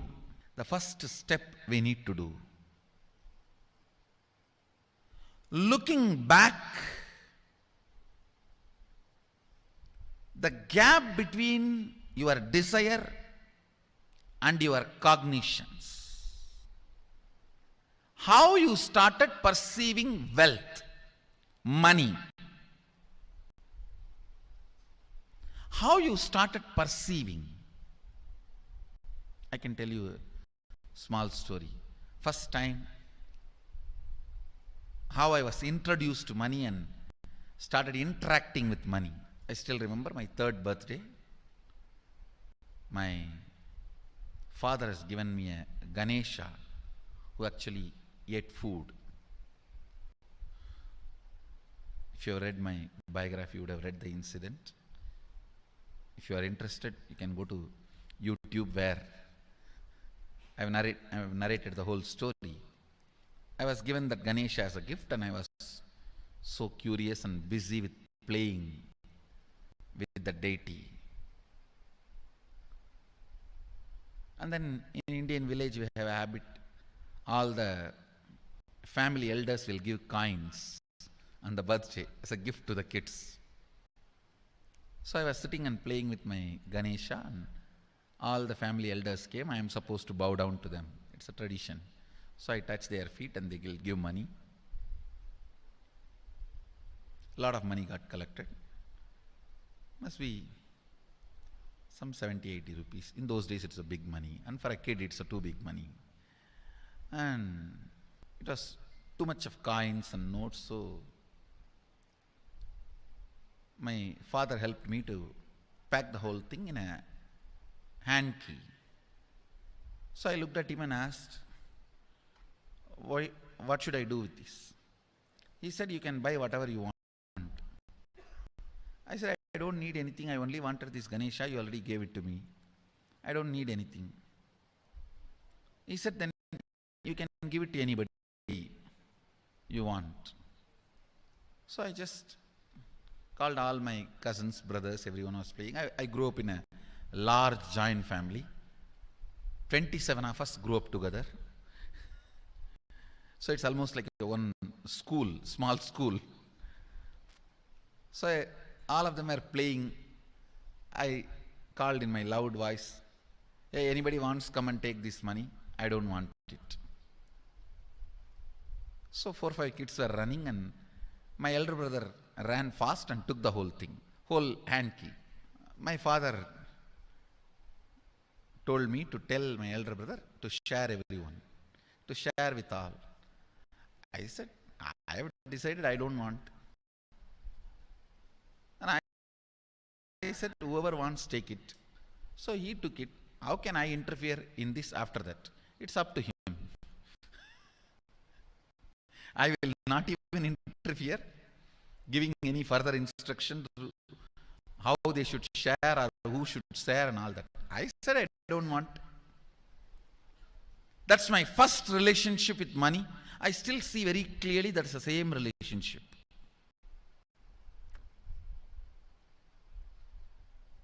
Still I don't touch money. I don't handle. Never felt the need. Anyhow, I am not saying this should be your pattern or this should be your... I am just giving you an example of how I started relating with. So now dig out how you started relating with money. That was actually my completion with money.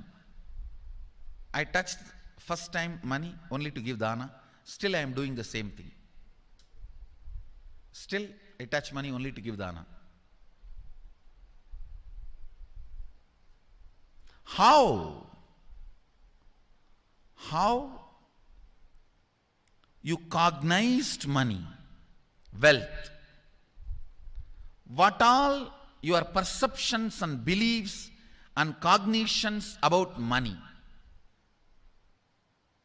Let's dig out. Let's get them out first.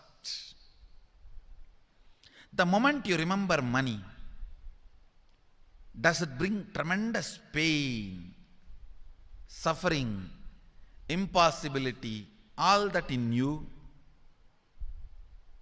What is the emotion or energy it invokes in you?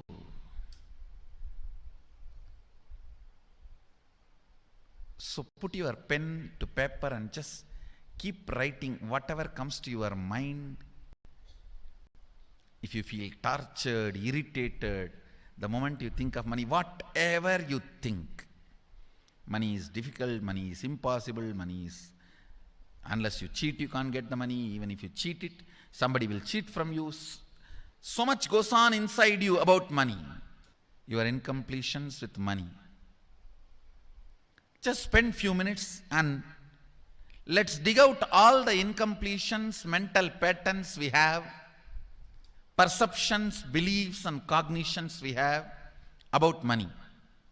Listen, the first step we need to do now, cleaning up, completing these mental thought patterns, the incompletion patterns related to wealth, and stopping them from recurring. Please understand.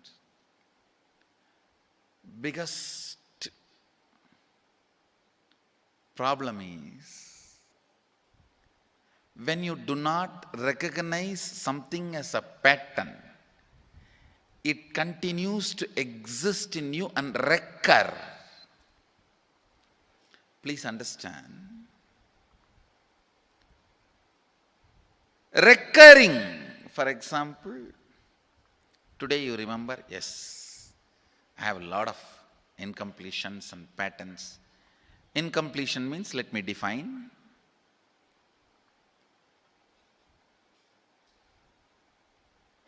Your past sitting in your present, not letting you live your future is incompletion.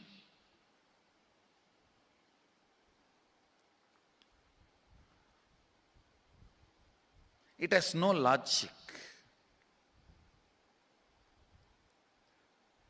Because you lost love of somebody, you decide never to love again. It has no logic.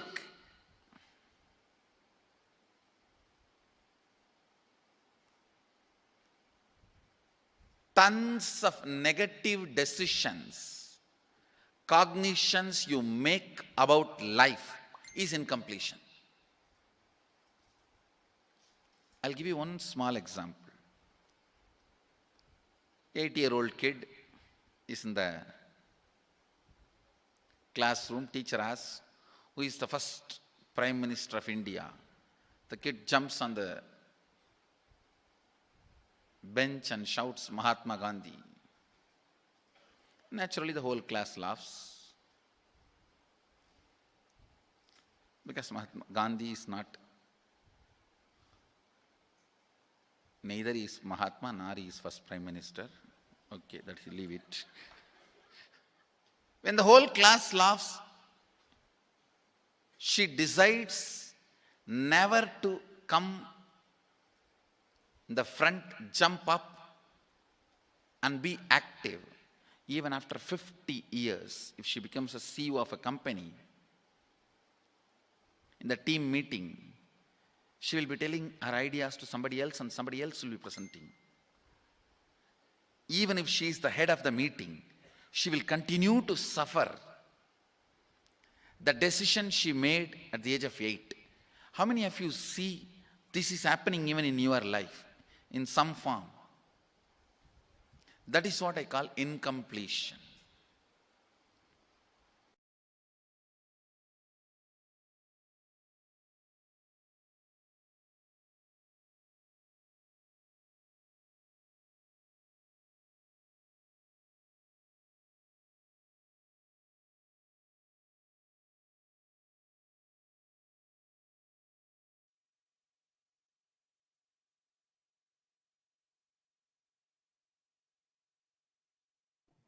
Now, let us dig out all the incompletions that we have in the dimension of wealth. So please go ahead. We are projecting the slide. Dig out all the incompletions that you have about money. Keep writing whatever comes to your mind. The moment you remember money, does it bring tremendous pain, suffering, impossibility, all that? What is the emotion and energy money creates in you? The moment you think about money, whatever you feel and think, money is difficult, money is impossible, unless you cheat, you can't get money. Even if you cheat, somebody will cheat you. So much goes on inside you about money. All your powerlessness, incompletion means powerlessness. When you think about money, the pain, the suffering, the powerless feeling you have about money, just spend a few minutes and dig out. Pen down all the incompletions that you have about money. So we are going to play the Mahavakya now. I request all the viewers and participants, pen down whatever idea that you have about money. Please put it in the YouTube chat. If you are comfortable putting it in the YouTube chat, you can put it. If you are not comfortable, you can pen down. Take a notebook and you can pen it down. But if you are comfortable sharing it, please do. I highly encourage putting it so we know whether you are doing the assignment correctly. That's the only reason. Whatever idea you have about money, keep typing it in the YouTube chat. Keep on putting. Oh, I think money is this, money is bad, money brings so much suffering. People lose relationship because of money. People think money is more important than love. Money is, everything. Without money, you will not be respected. Only if you have money, people will respect you. If you have money, people will cheat you. Whatever ideas you have about money, keep putting it in the YouTube chat. We'll play the Mahavakya and I'll keep reading as more and more comments keep coming. Whatever ideas that you have about money, keep posting it in the YouTube chat. Nithyananda Paramashivoham. Om Nithyananda Paramashivoham. Om Nithyananda Paramashivoham. Please do this sincerely. This can really create a breakthrough for you in the dimension of wealth.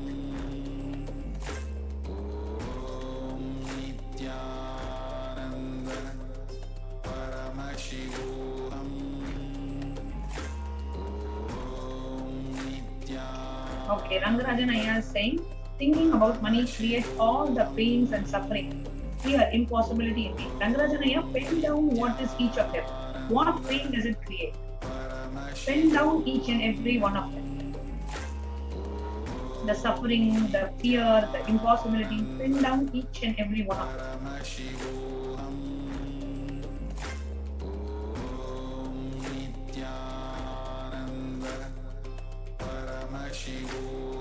Please do this assignment sincerely.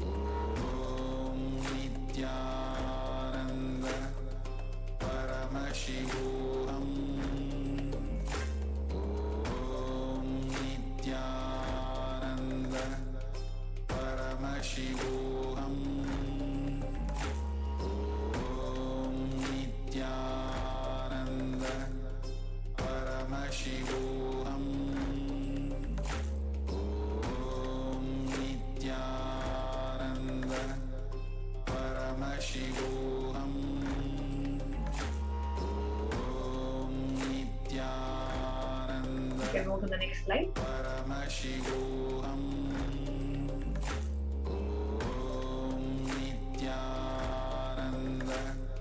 Now, the moment you think of money, it's a continuation of the same assignment. I'm just giving a few more examples. The moment you think of money, whatever you feel and think, money is difficult, money is impossible, unless you cheat, you can't get money. Even if you cheat, somebody will cheat you. So much goes on inside you. Just pen down, take a few minutes, pen down, dig out all the incompletions, beliefs, mental patterns we have, the perceptions, the beliefs, the cognition we have about money. Cecily is saying, money makes me happy as I can fulfill my needs, buy things, help others. I feel work and money are connected. Cecily, perfectly true. Cecily, see if there is any pain, any suffering, any incompletion, if you have. I'm not saying you will have. If you have, now is the moment to pen that down. Memory of when I was poor and your mother was worrying about the child benefit not getting paid. So much we were crying. Money is a torture. Others will torture you when you have money and you will work hard for it and they will grab it from you. Miriam, perfectly you have identified. Rangarajan Ayya saying, during my childhood days, I saw my parents struggling due to lack of money, which caused immense pain in me. Whenever I went to buy, the money in hand was never sufficient. Beautiful, actually, each of you are doing it perfectly.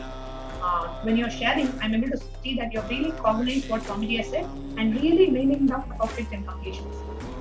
Yoga Jnana is saying, thinking of impossibility, of difficult to earn a lot of money easily, the fear of lack of the gaze of others if I win too much. The fear of lack and the fear of gaze of others. Okay. Celine is saying money is bad. It is not important to have money. I can have money only because of someone. People will always give me money. I don't have to work for it.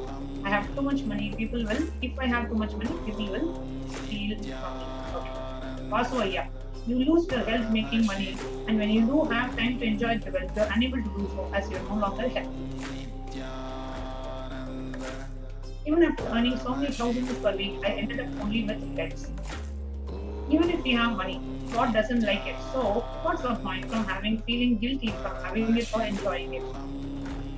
I believe that I do not have enough money. I also believe it's too much responsibility to maintain wealth. It's hard to make money. Beautiful. Please continue to post your incompletions that you have with money, the pain, the suffering, the fear that you have.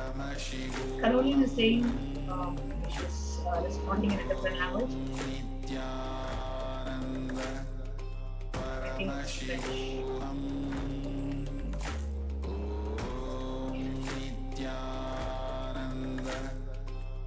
Take a couple of more minutes.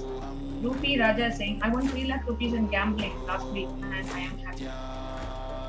Rupi Raja, yeah, that's good. Now you can look into if you have any incompletions with respect to money. So you can awaken the wealth consciousness in you. It is not just a one-time jackpot, but it will be a lifetime jackpot.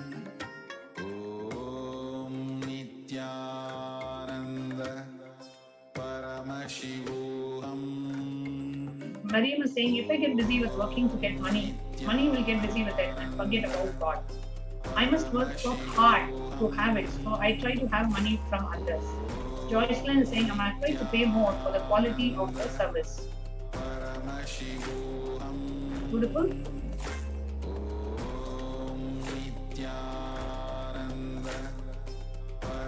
So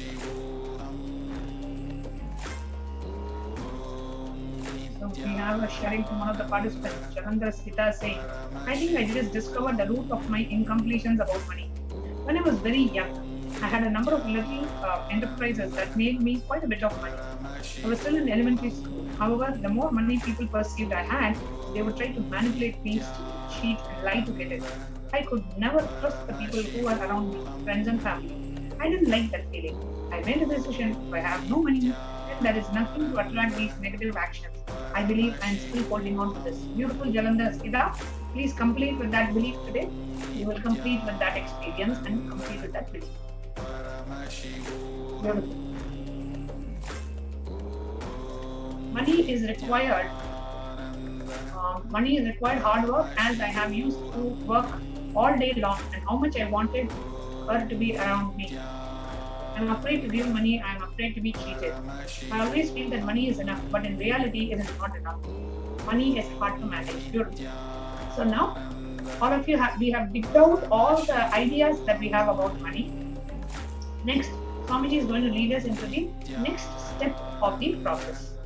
We'll now be continuing the video into this second step of the process, which will be revealed by Swamiji now. Please stay tuned and provide your complete listening.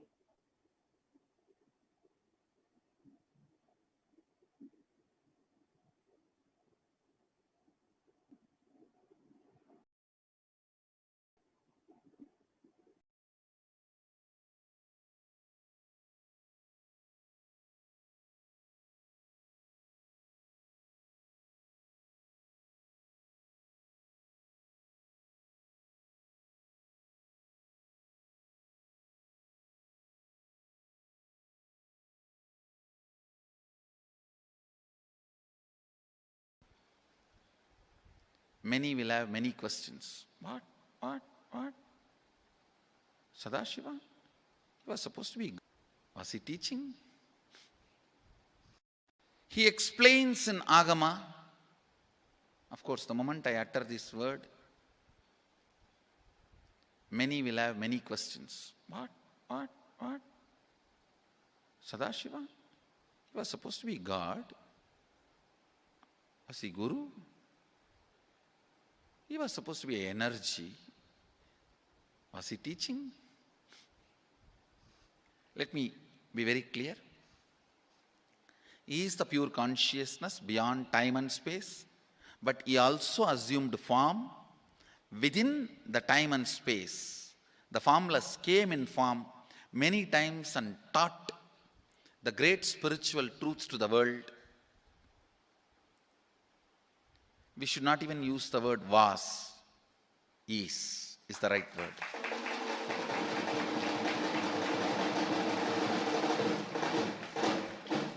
He gives a beautiful science of completing with this incompletion patterns, known, unknown. Understand, if you know the reason for certain pattern, it is called known pattern. If you don't know, it is unknown pattern. Sometimes you will have a heaviness, suffocation, but you don't even know why. That is unknown pattern. Sometimes you know why you are going through what you are going through. That is known pattern. Known or unknown, you can complete. You can be out of it. It is possible. It is possible. I'll explain this science of completion. Understand, this one technique can help you whether you want to get rid of your headache or your whole ignorance and get into enlightenment. Whether you want as simple as healing your headache or as complicated as enlightenment. Anything, this one technique can give you. This one technique, it is a complete end-to-end, alpha to omega.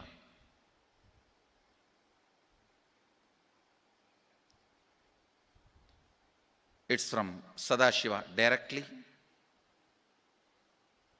In the Agama, 94th verse, 22nd technique. The chapter is called Shivajnanopanishad and also called as Kalabhairava.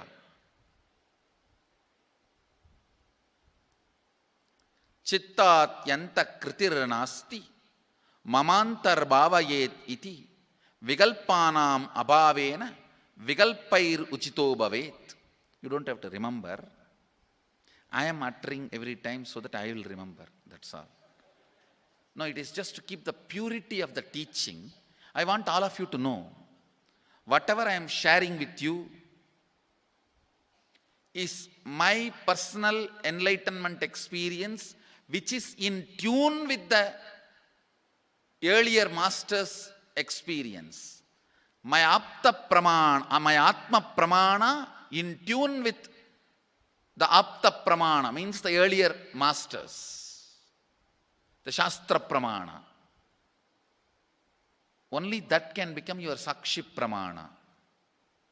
Never learn from a person who does not have Atma Pramana, enlightenment.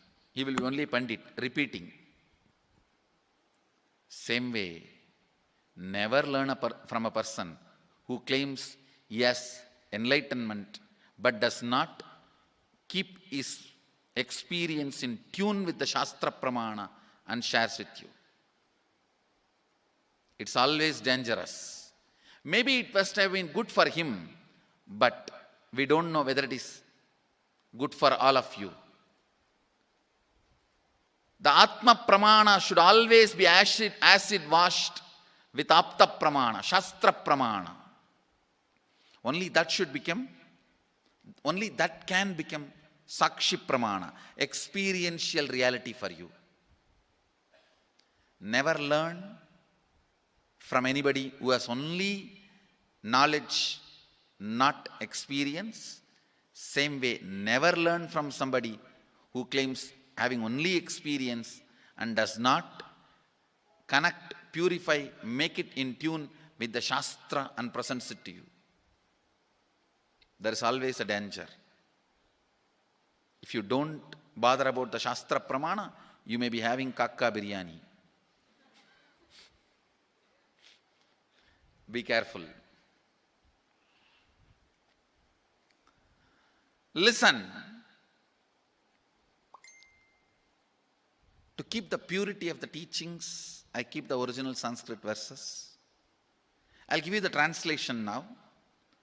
Consciously feel within the mind stuff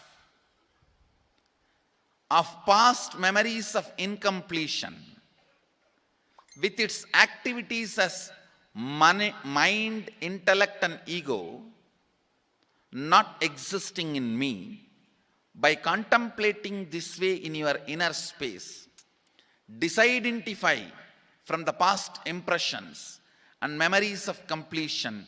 Put your active attention at the space of past happening. Relive these imagined impressions and memories of incompletion. Then the mind stop having fully ceased from its present characteristics of forming thought patterns and cognitions is complete. Thus you become complete and achieve the original space of complete completion. Listen. Now I will explain. I have read out the translation. I will explain what to do. Now you wrote many of the patterns, incompletions, thought currents you are having about money, ideas, cognitions you developed about money from the young age. Do only one thing. Just go back to that same age when the incidents happened in you, the cognition started building in you, the beliefs started building in you, the idea started building in you, the perception started building in you. Relive the same situation. I am not asking you just remember. Remembering means, for example, something happened at the age of 7 which is still hurting you about money. You asked 1 rupee from your uncle and he did not give, but he gave it to his son. It's still sitting and hurting. If now you are 47, this happened 7. You being 47-year-old person and remembering what happened at the age of 7 is remembering. Forget you are 47. Forget who you are now. You may be having millions. Just become that 7-year-old who asked and did not receive. For you, that 1 rupee must have been almost life. I have seen people, they develop even wheezing when they were not given as simple as a chocolate or an ice cream by their friend or family or brother. I have seen. Because for a child, it may be life. Just go back, forget who you are now. Become that person. When that incident happened, relive. Just see what has happened at that time. You will see many of the unknown, suppressed emotions will break. And I tell you, many diseases will be healed. I have seen people walking out of tumors, cancers, asthma, wheezing, just by completion. Because many of your diseases have their roots in some of the incompletions of the past. When you relive, many pain parts in you breaks. Pain bodies collapse. The pain patterns melt down, which completes many other issues which you don't even remember. I have seen when people do completion, to complete the wealth-related incompletions, suddenly they get into health, because the same incompletions which created wealth issues only were creating health issues. When they melt down, people become free even from both. Listen carefully. I'll repeat once more. Now you would have written so many patterns, incompletions, thought currents, ideas, cognitions. Take few minutes. Go back to each incident, each pain, each hurting. Relive. Relive. Relive. Don't justify what happened. Don't try to console yourself. No consolation will work. No justification will work. Neither help others nor try to help yourself. Just relive. I've seen when somebody has tears, others try to console. No, relax. You are not more compassionate than me. Let me do that job. You don't interfere in my job. Let you just go through. Even you don't try to console yourself. That is not going to work. If something has to break inside, let it break. It's okay. When you relive, the powerlessness, incompletion, loses power over you. I'll guide you step by step. And I commit with you, I'll lead you all to completion. And I know how to awaken, trigger the incompletions in you and break them. Help you to relive and relive. I am supporting all of you. Have courage.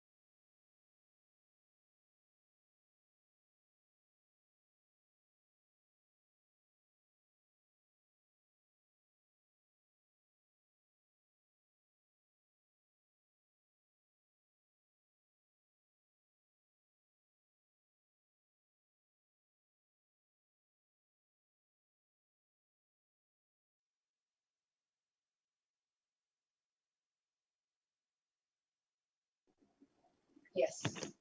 Sorry for the technical glitch. Now we are moving into the next step in the wealth manifestation process. In the previous step, we had written all the beliefs, whatever belief that you have about money. Each of these beliefs would have started from a specific incident in your life. Now let's take the next few minutes. For each of the wealth beliefs that you have, like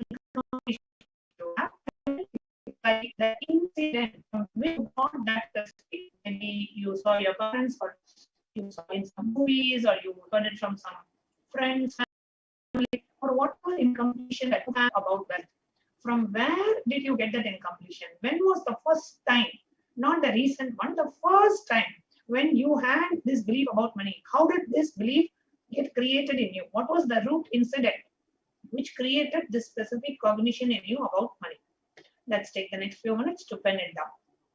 Please pen down the exact incident.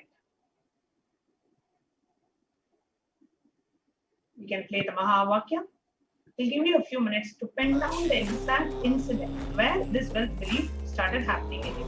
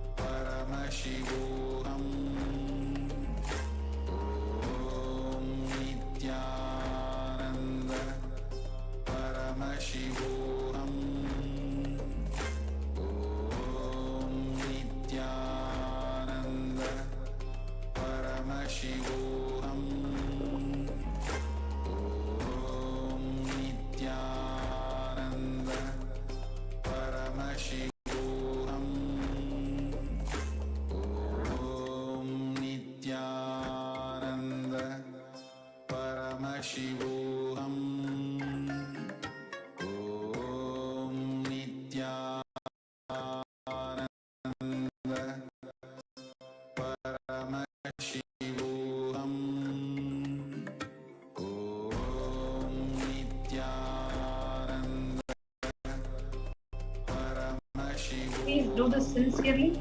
You can really have a breakthrough in the dimension of wealth today.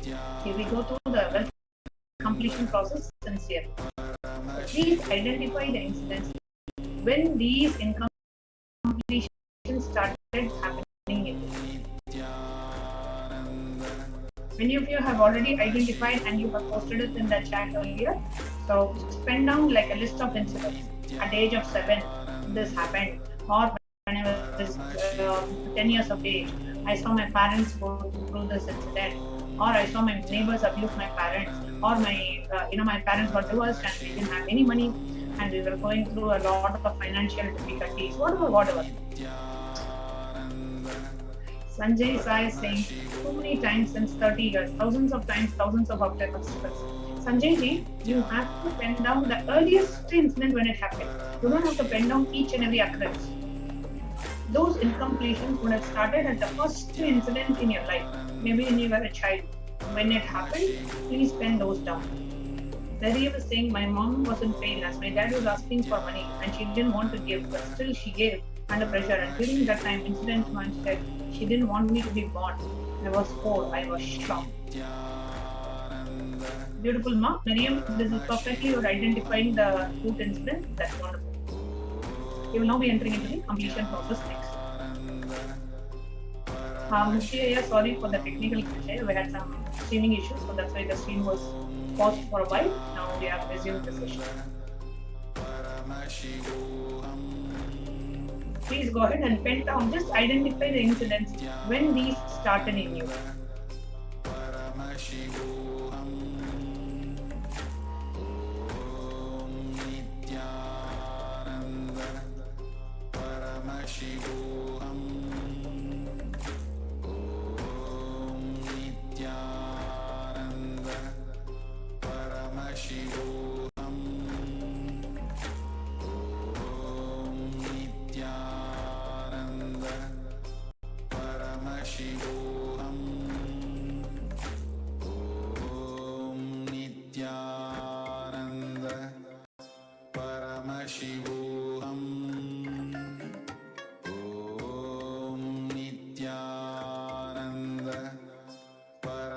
Paramashivoham.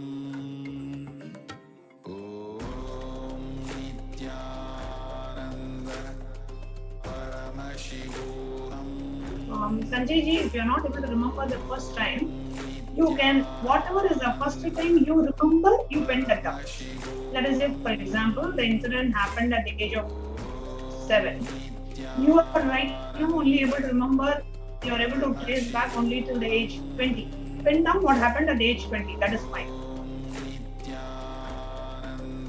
I think it was my first job at the age of 30. As of G, please pen that down. My grandma was in cancer and my parents did not have enough money to support her treatment in the hospital. At 2 years old, dad left us for a woman that provided him with wealth and status.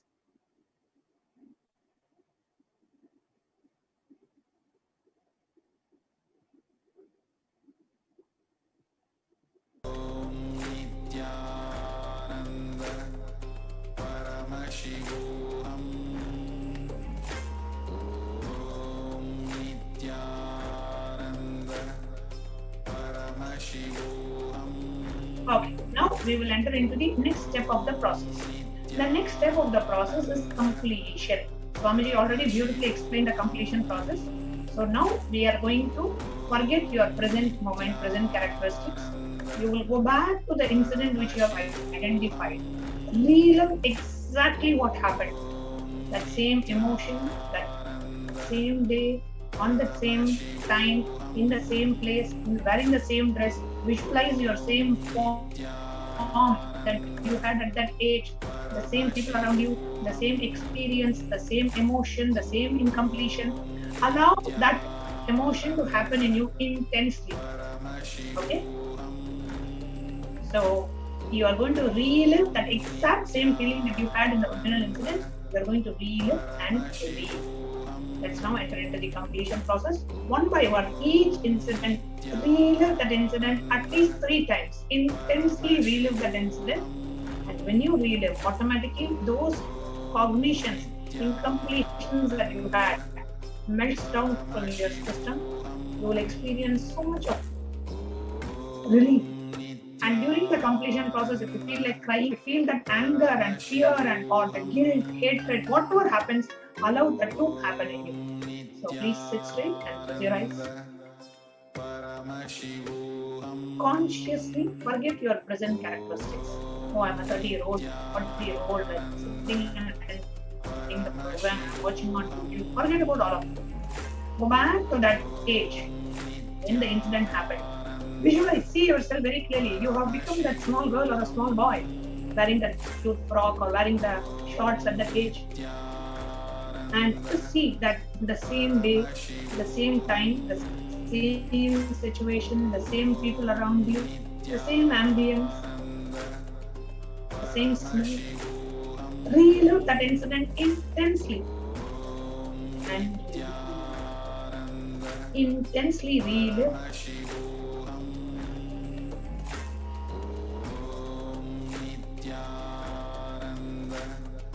Paramashivoham. Om Nithyananda Paramashivoham. Om Nithyananda Paramashivoham. Om Nithyananda Paramashivoham. Nithyananda Paramashivoham. Om Nithyananda Paramashivoham. Om Nithyananda Paramashivoham. Om Nithyananda Paramashivoham. Om Nithyananda Paramashivoham. Om Nithyananda Paramashivoham. Intensely relive and relief. Whatever emotions happening in you, that same pain, the same guilt, the same hurt, the suffering, feeling of shame, whatever, feeling that you didn't have enough, feeling that you did not have enough money, feeling the suffering that you went, the fear that you went, the anxiety that you went through, the insecurity that you went through. Feel it and believe.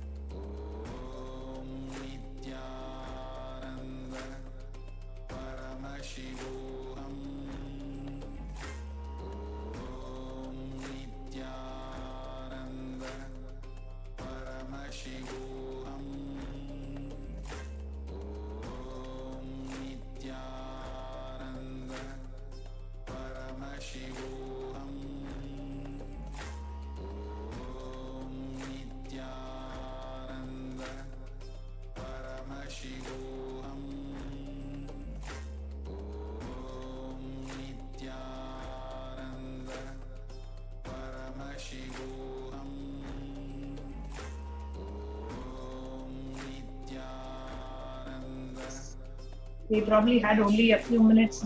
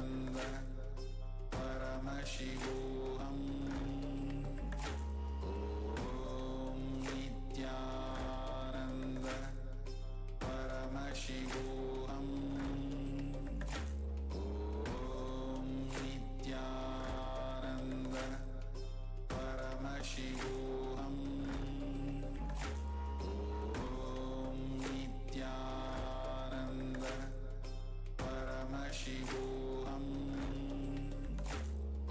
Om Nithyananda Paramashivoham.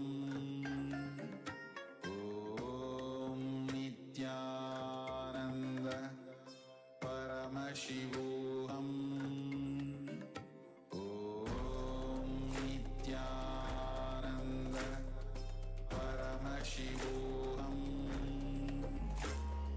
Om Nithyananda Paramashivoham.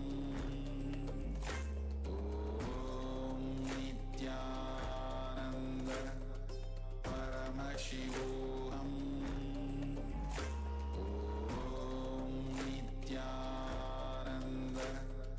Paramashivoham. Om Nithyananda Paramashivoham. Om Nithyananda Paramashivoham. Om Nithyananda Paramashivoham. Now let's move on. Request the interview operator. Project the slides.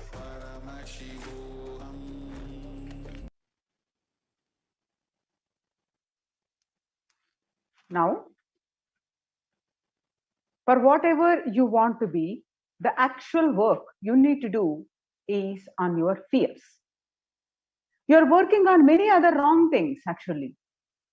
You think you need to work on your desires, you need to work on your energy, you need to work on your activism, or you need to work on your intelligence. So you think every other possible thing that you need to work on, but not fears. But intelligence is not information, it is ability to handle information.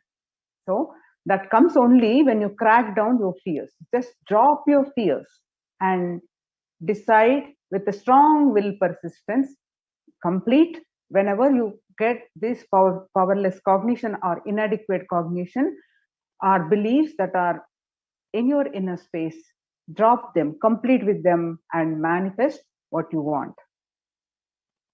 Manifest the wealth that you want. Now, next slide, please. Yes. Now, the second step is consciously decide what you want to manifest in next 3 months in a wealth dimension. Next slide, please.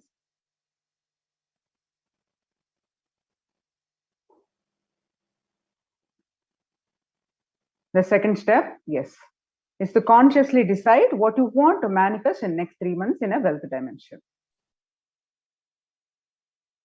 So, whatever is your intention to manifest in next 3 months in the field of wealth, just write down now. Just take a couple of minutes. What you want to manifest in the next short term 3 months period. With this space of completion, just now you have done the completion. Drop all the inadequate cognitions.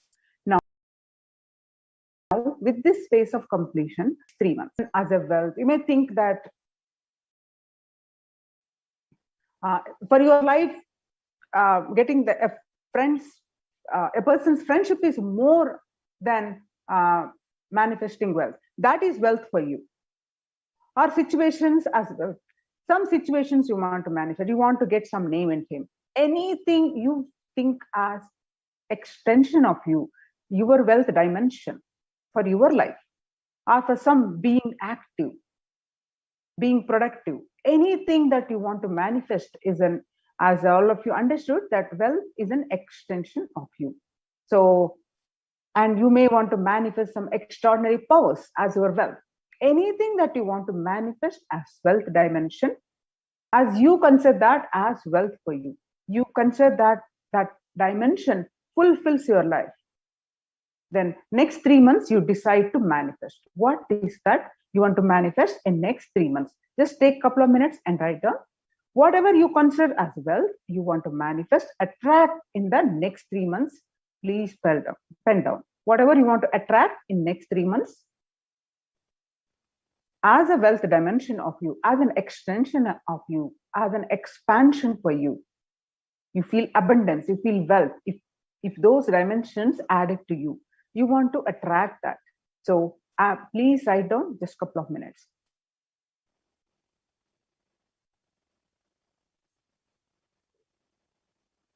And declare to manifest. Write down, bring it to your conscious awareness and decide with the will persistence to manifest that.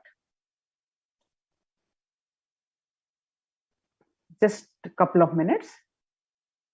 Complete with this last part of this exercise to manifest.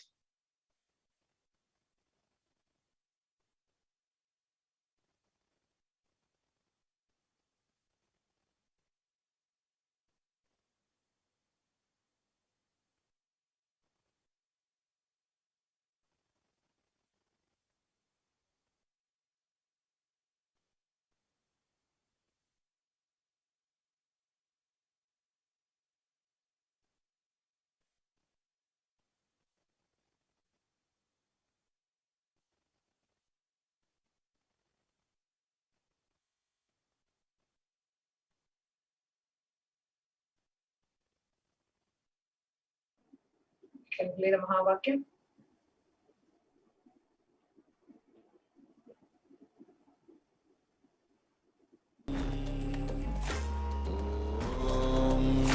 Nithyananda Paramashivoham. Om Nithyananda Paramashivoham. Om Nithyananda Paramashivoham. Om Nithyananda Paramashivoham. Om Nithyananda Paramashivoham. Om Nithyananda Paramashivoham. Om Nithyananda Paramashivoham. Om Nithyananda Paramashivoham.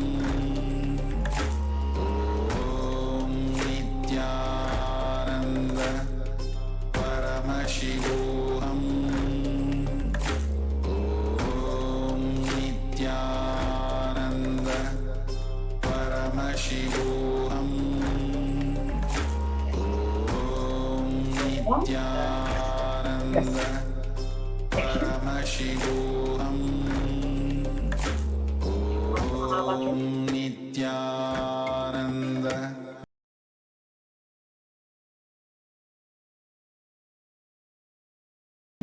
Paramashivoham.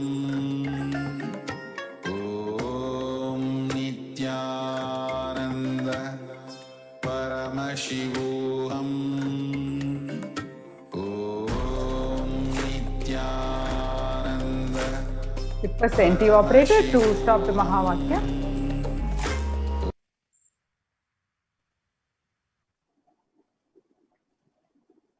See, whatever you want to manifest in next 3 months, you created the space. Now whatever the essential thing is needed is Guru's grace. If the grace is there, we can manifest anything with the. Request the NTV operator, please project the slides. Move on to the next slides, please.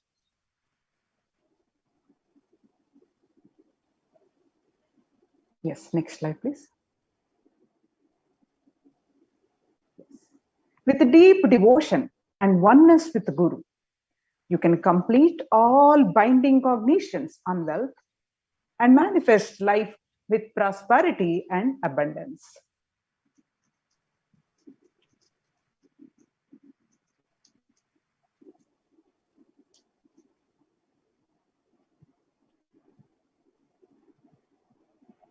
There is a beautiful scriptural references from Guru Gita. The Guru Gita verse 23,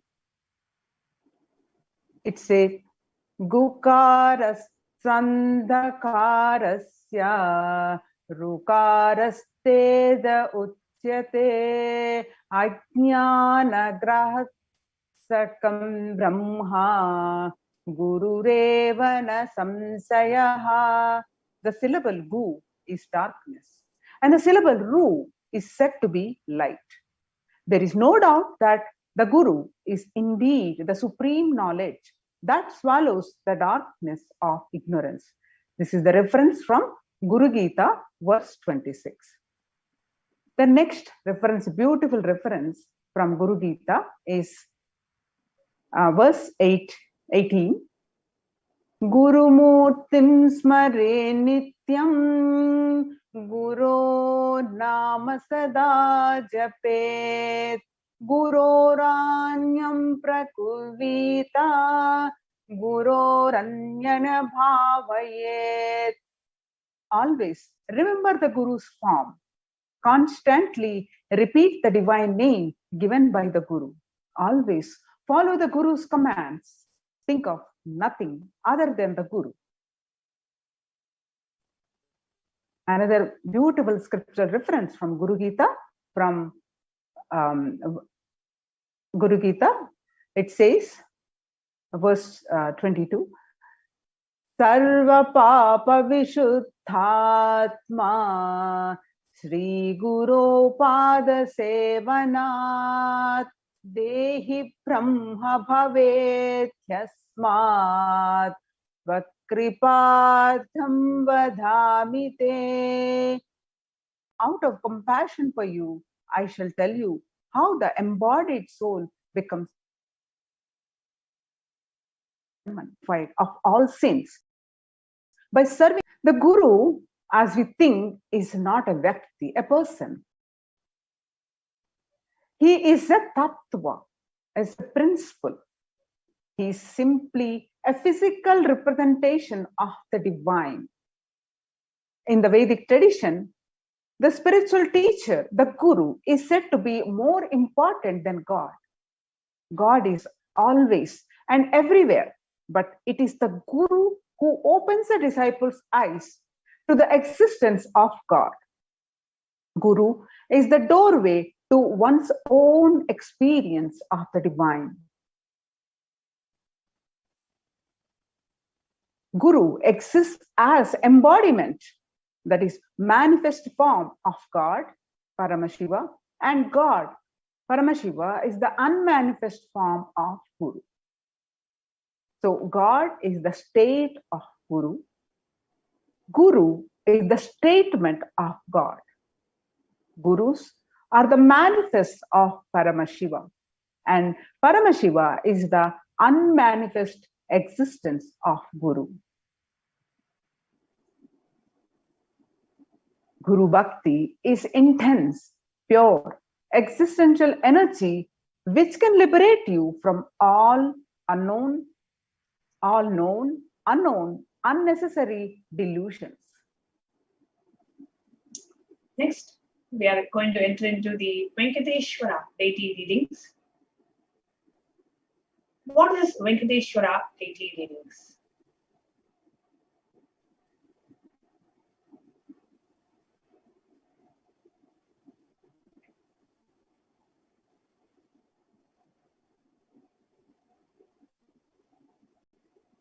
What is the next slide?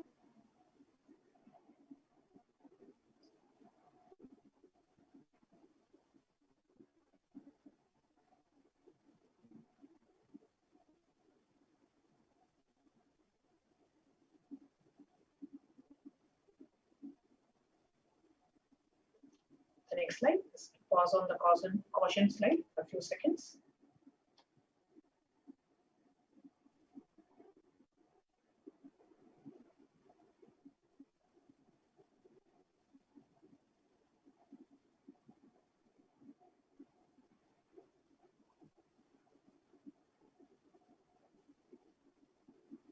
Yes.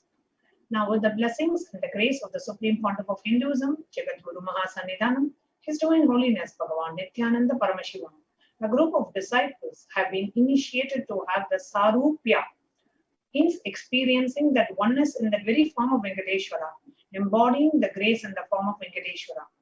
Any question or prayer that you have is taken to Bhagavan Venkateshwara, and Bhagavan Venkateshwara responds through the initiated disciple. So Swamiji has initiated a group of disciples who can experience to experience the oneness with Bhagavan Venkateshwara. So any question that you have, you can submit. We'll be projecting a question form. Go to the next slide. We'll be projecting a question form. To submit your questions in that form, those questions will be read out to the Archavatara, the deity of Venkateshwara in Adi Kailasa Sarvanya Pita. The Venkateshwara deity will respond in the form of, will respond by giving the answers. The disciple, the initiated disciple who has been initiated by Swamiji to experience oneness with Venkateshwara deity, he will actually see the answer on Venkateshwara's deity. He will literally see the answers and he will just read out those answers. So these are called as Venkateshwara deity readings, where the responses and the answers from the deity are transmitted and translated to us in a language that we understand. So we invite every one of you to go ahead and submit your questions in the URL that's projected on the screen. I request the interview operator, the slide is getting cut a little bit. HTTPS tinyurl.com/deity readings 2021. So go ahead and submit your questions. We will now be entering into a segment of Venkateshwara deity readings. We'll be tuning into the live feed from the Adi Kailasa Sarvanya Pita, the temple that we have there. And you will now have the darshan of the Archavatara, the deity of Venkateshwara in the temple. And the questions will be read out to the deity, and you will receive the answers from the initiated disciple who has been initiated by the Supreme Pontiff to experience the Sarupya Samadhi, experiencing the oneness with Venkateshwara in the very form of Venkateshwara. So now,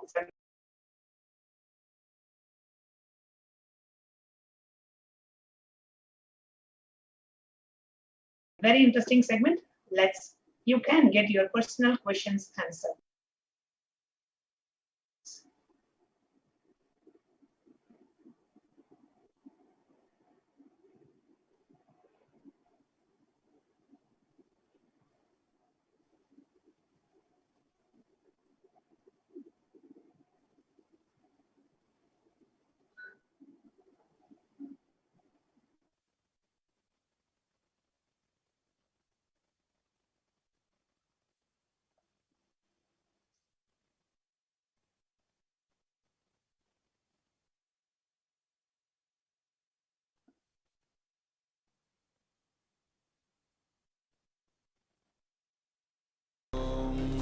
Nithyananda Paramashivoham. Om Nithyananda Paramashivoham. Om Nithyananda Paramashivoham. Om Nithyananda Paramashivoham. Om Nithyananda Paramashivoham. Om Nithyananda Paramashivoham. Om Nithyananda Paramashivoham. Paramashivoham. Om Nithyananda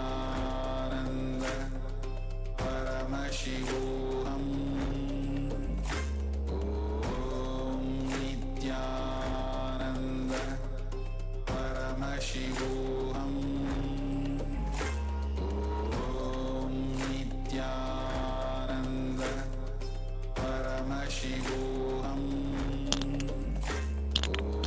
Om Nithyananda Paramashivoham. Om Nithyananda Paramashivoham.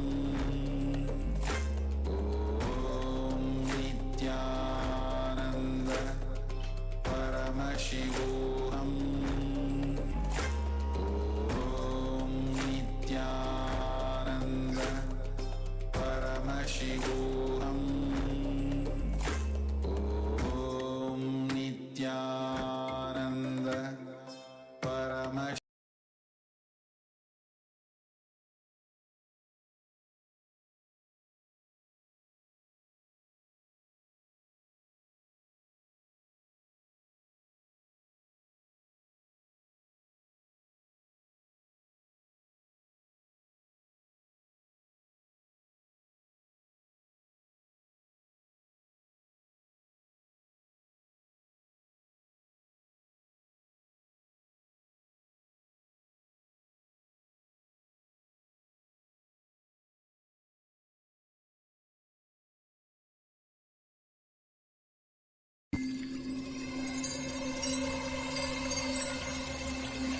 I welcome you all with my love and respect.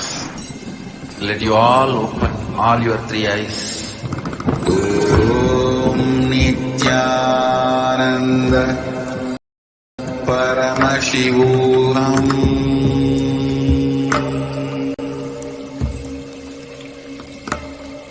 Om Nithyananda Paramashivoham.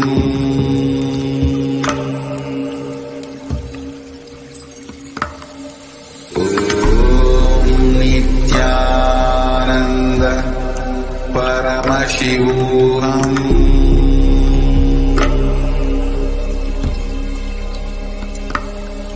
Om Nithyananda Paramashivoham.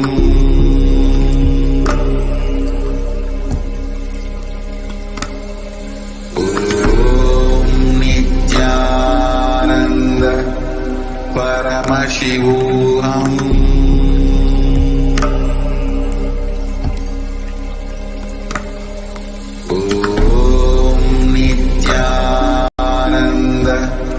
Paramashivoham.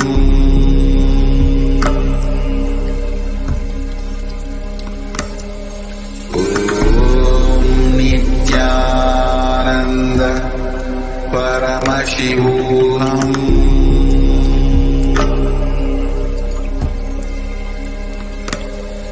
Om Nithyananda Paramashivoham.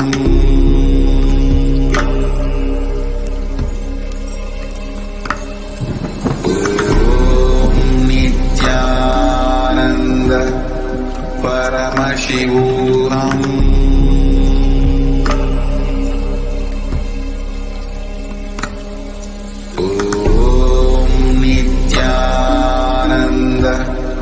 Paramashivoham.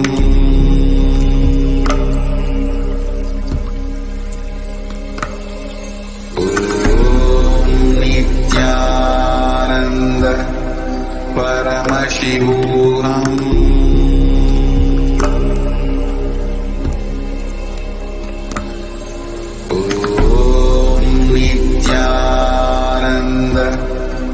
Paramashivoham.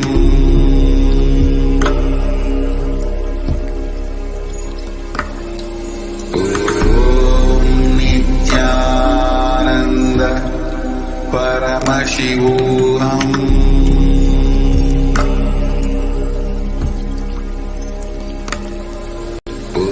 Om Nithyananda Paramashivoham.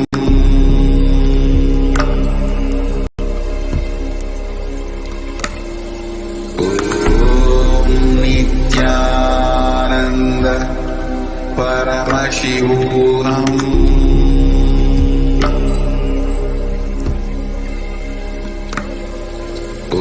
Om Nithyananda Paramashivoham.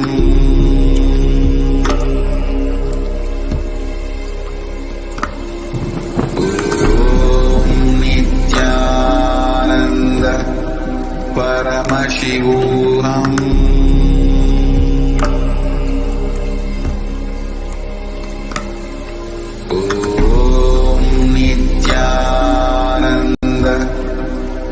Paramashivoham. Om Nithyananda Paramashivoham.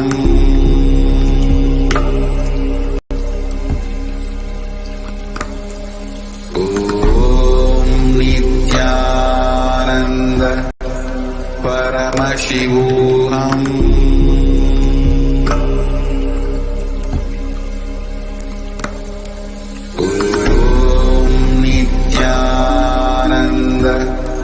Paramashivoham.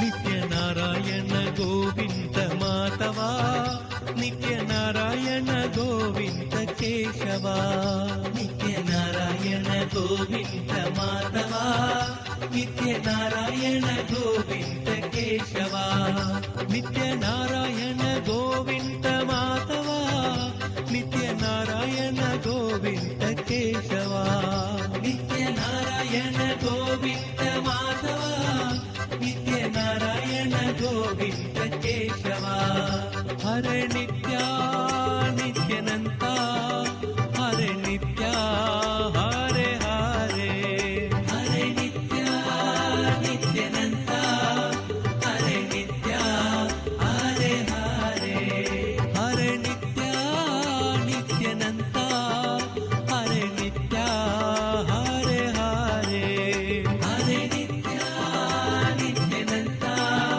Hare Nitya Hare Hare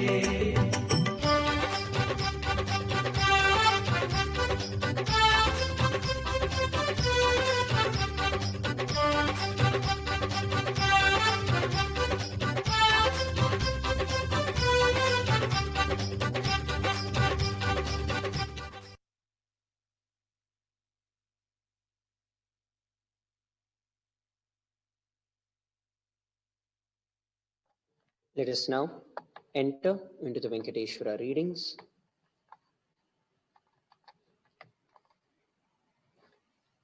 After having the oneness capsule of Bhagavan Venkateshwara, now the initiated disciple, the Nithyananda Yogi, will be reading out direct answers of Bhagavan Venkateshwara to all our prayers and questions. The first question for today is from Yunyu from China. Dear Venkateshwara, when and how can I manifest the money for SJP?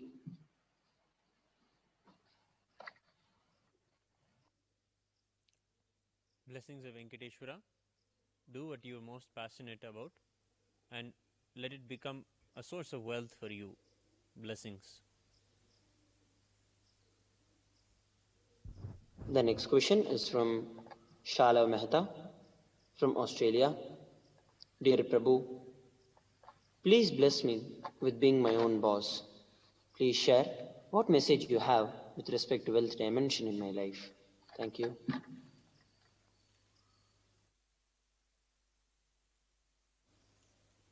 Blessings of Venkateshwara.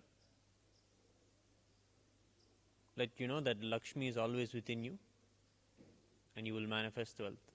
Blessings.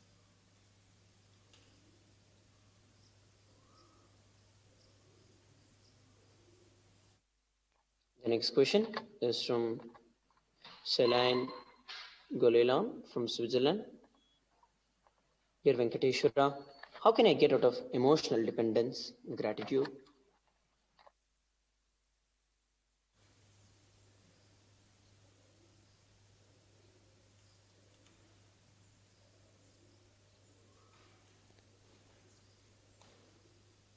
Healing blessings from Venkateshwara. You will heal from the emotional and wealth blessings. Blessings. The next question is from Brian Victoria from the United States. Dear Venkateshwara, who was I in my past life? And am I with my eternal partner now? Thank you.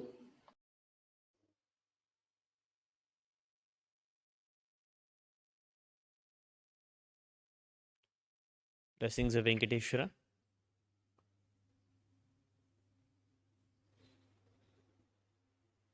Dive more into Guru Bhakti at the feet of Swamiji.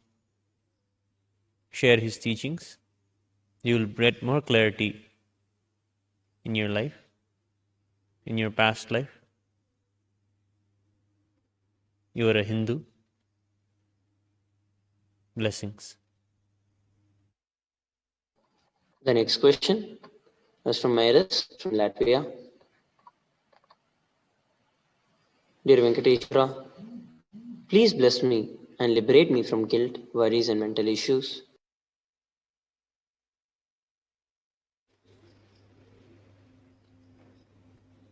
Venkateshwara's love and blessings to you. See Venkateshwara's darshan every day. You will be healed.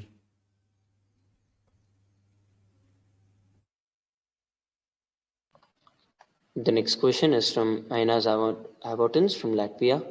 Nithyananda Bhagavan Venkateshwara, please bless me and manifest for me and Meras, and also the others in my family with health, wealth, and enlightenment. Is there anything specific that Bhagavan wants to tell me or recommend to me? Blessings of Venkateshwara. Venkateshwara's love and blessings to you. Do more and more completion in your life. You'll find yourself successful and wealthy. Blessings. The next question is from Rahul Aswani from India. Pranams Lord Venkateshwara. Requesting your blessings to have completion with my parents and give me clarity on what to plan or initiative should I take to start manifesting wealth. Thank you.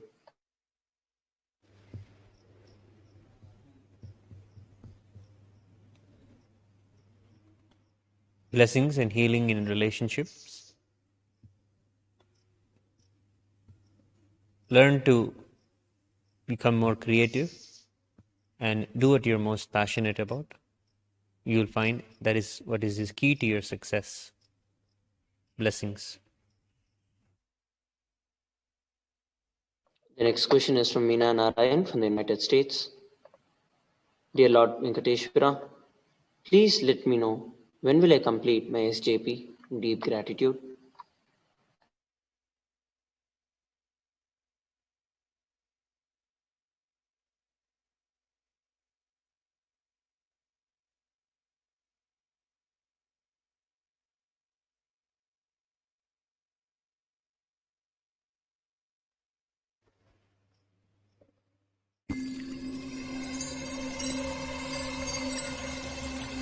I welcome you all. Blessings of Venkateshwara for wealth.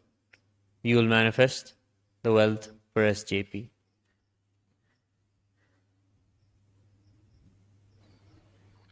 The next question is from Kamaleshwari Ulagan from Malaysia.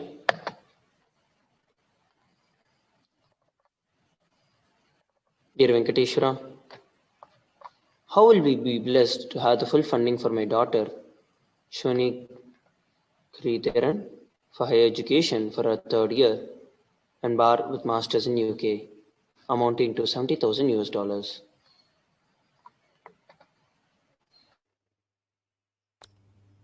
Blessings of Venkateshwara. Offer Venkateshwara Puja and Abhishekam. You will manifest the wealth. Blessings. The next question is from Anusha Kodali from the United States. Dear Venkateshwara, will I get admission into DDS college this year?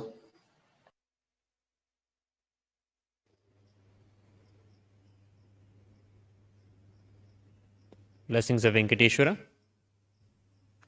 Get a authentic and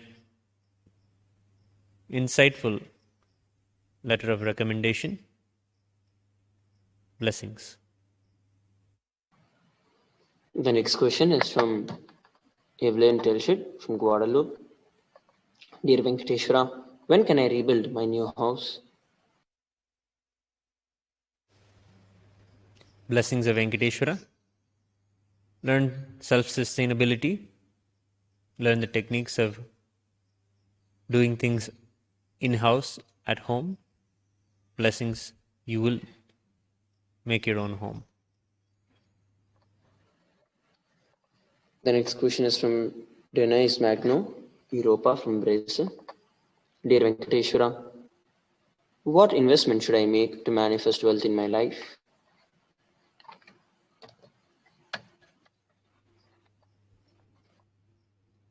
Blessings of Venkateshwara. Invest in physical property, gold and silver. Blessings. With that, we come towards the conclusion of today's Venkateshwara readings. We offer our gratitude to Lord Venkateshwara for gracing us with the answers and prayers. Thank you.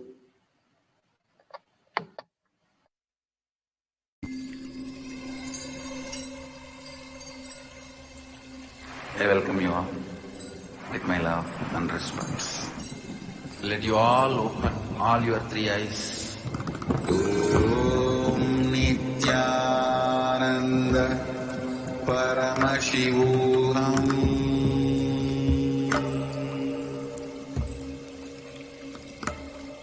Om Nithyananda Paramashivoham.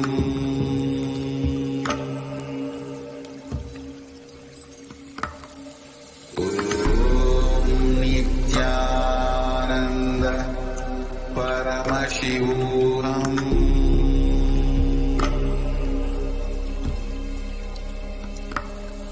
Om Nithyananda Paramashivoham.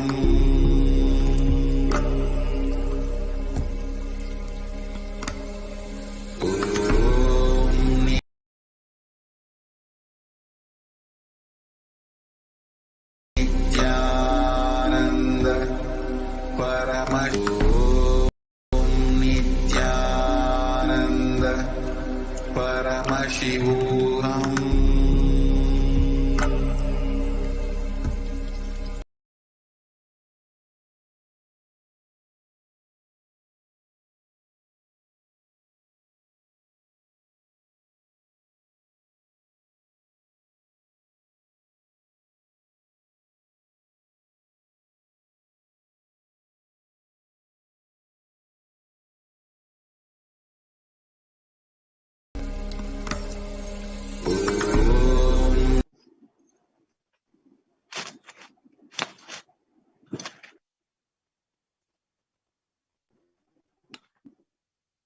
Hope all of you enjoyed the darshan of the Archavatara of Bhagavan Venkateshwara. And now let's move on to the subsequent segment of the Venkateshwara Bhava Samadhi Darshan. How do we connect and offer our gratitude to Bhagavan Venkateshwara? The various different offerings that we have. Yes, Swami, please go ahead.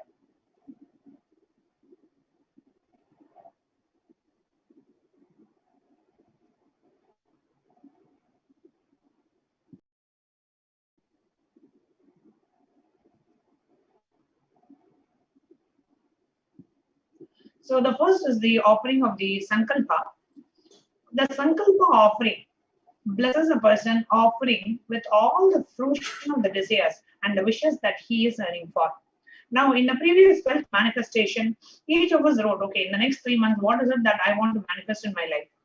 Now, when you offer the Sankalpa, you are infusing energy into your conscious resolution, into your intention, into your will persistence, and requesting the blessing of Venkateshwara, O Bhagavan Venkateshwara, who is the very embodiment of wealth, abundance, and prosperity. You are praying to Bhagavan Venkateshwara and requesting his blessings for your intention, for your desire to become reality. That is what is the Sankalpa offering. And it's just $1. Only $1 per person is a Venkateshwara Bhava Samadhi Darshan Sankalpa offering.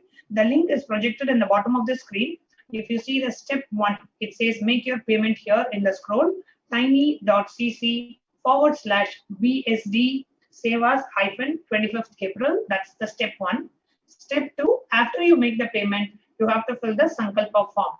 And this is the way you can go ahead and offer your Sankalpa.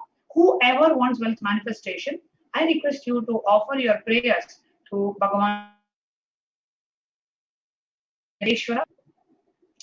Okay, so I'm now projecting my screen. If you go to tiny.cc/BSD Sevas-25th APR, it is a case sensitive. So ensure that you are entering the right case.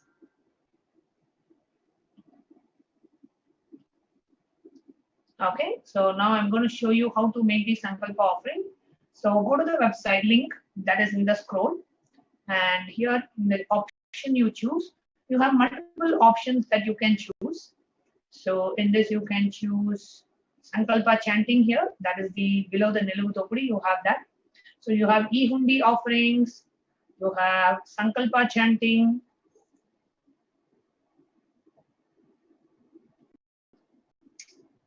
The Pratyaksha Pada Puja.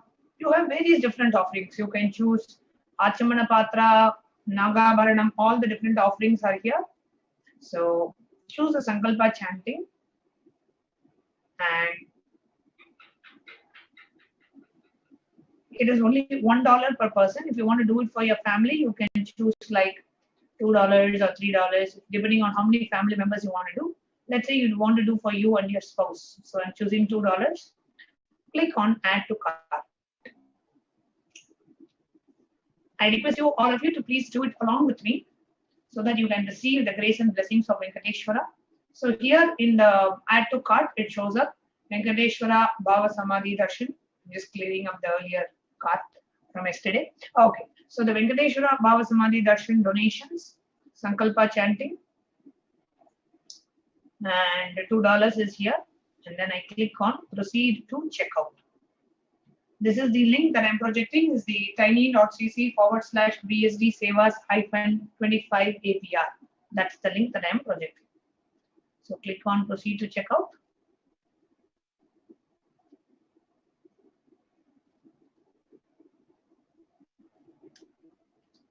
And then in the checkout, you come here, you enter the billing details, you enter the country, street, you enter the credit card details, and then you click on I have read and agreed to the payments and conditions, and you click on place order. So everyone, every single one of us who's joining us in this darshan today, please go ahead and make your Sankalpa offering so that you can receive the grace and blessings of Bhagavan Venkateshwara. And you can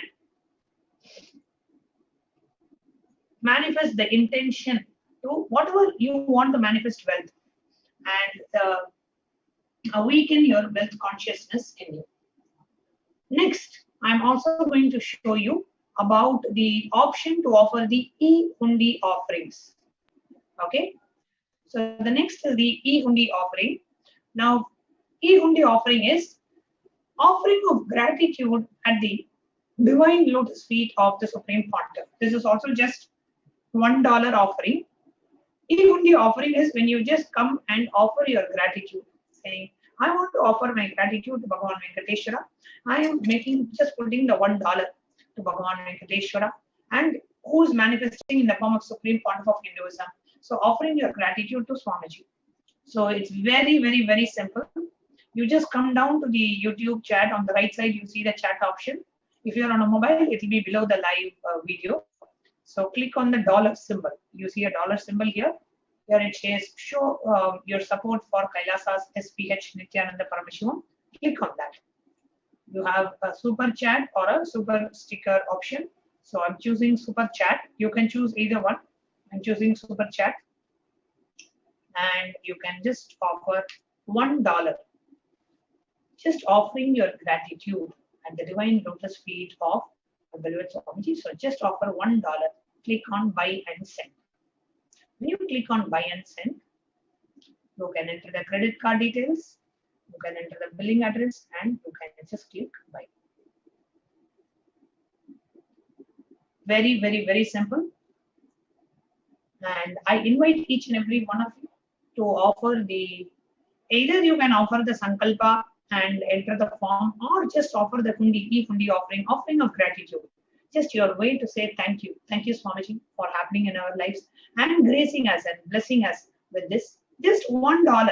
See, and one more important point I wanted to share as we are all making this offering. Thank you, Celine, for your kind offering, and thank you, Mapridarshini Chakravarti, for your kind offering. Now, we can go ahead and make, let's say you are making $100 offering. Now, $100 you can do it at one day, or you can do $10, $10, $10 every day, or you can do $1 for 100 days. What we are recommending is, it is not the amount, but your remembrance of gratitude to Bhagavan. So every day, whenever you come for the darshan, make some offering. It can be $1 every day, no problem.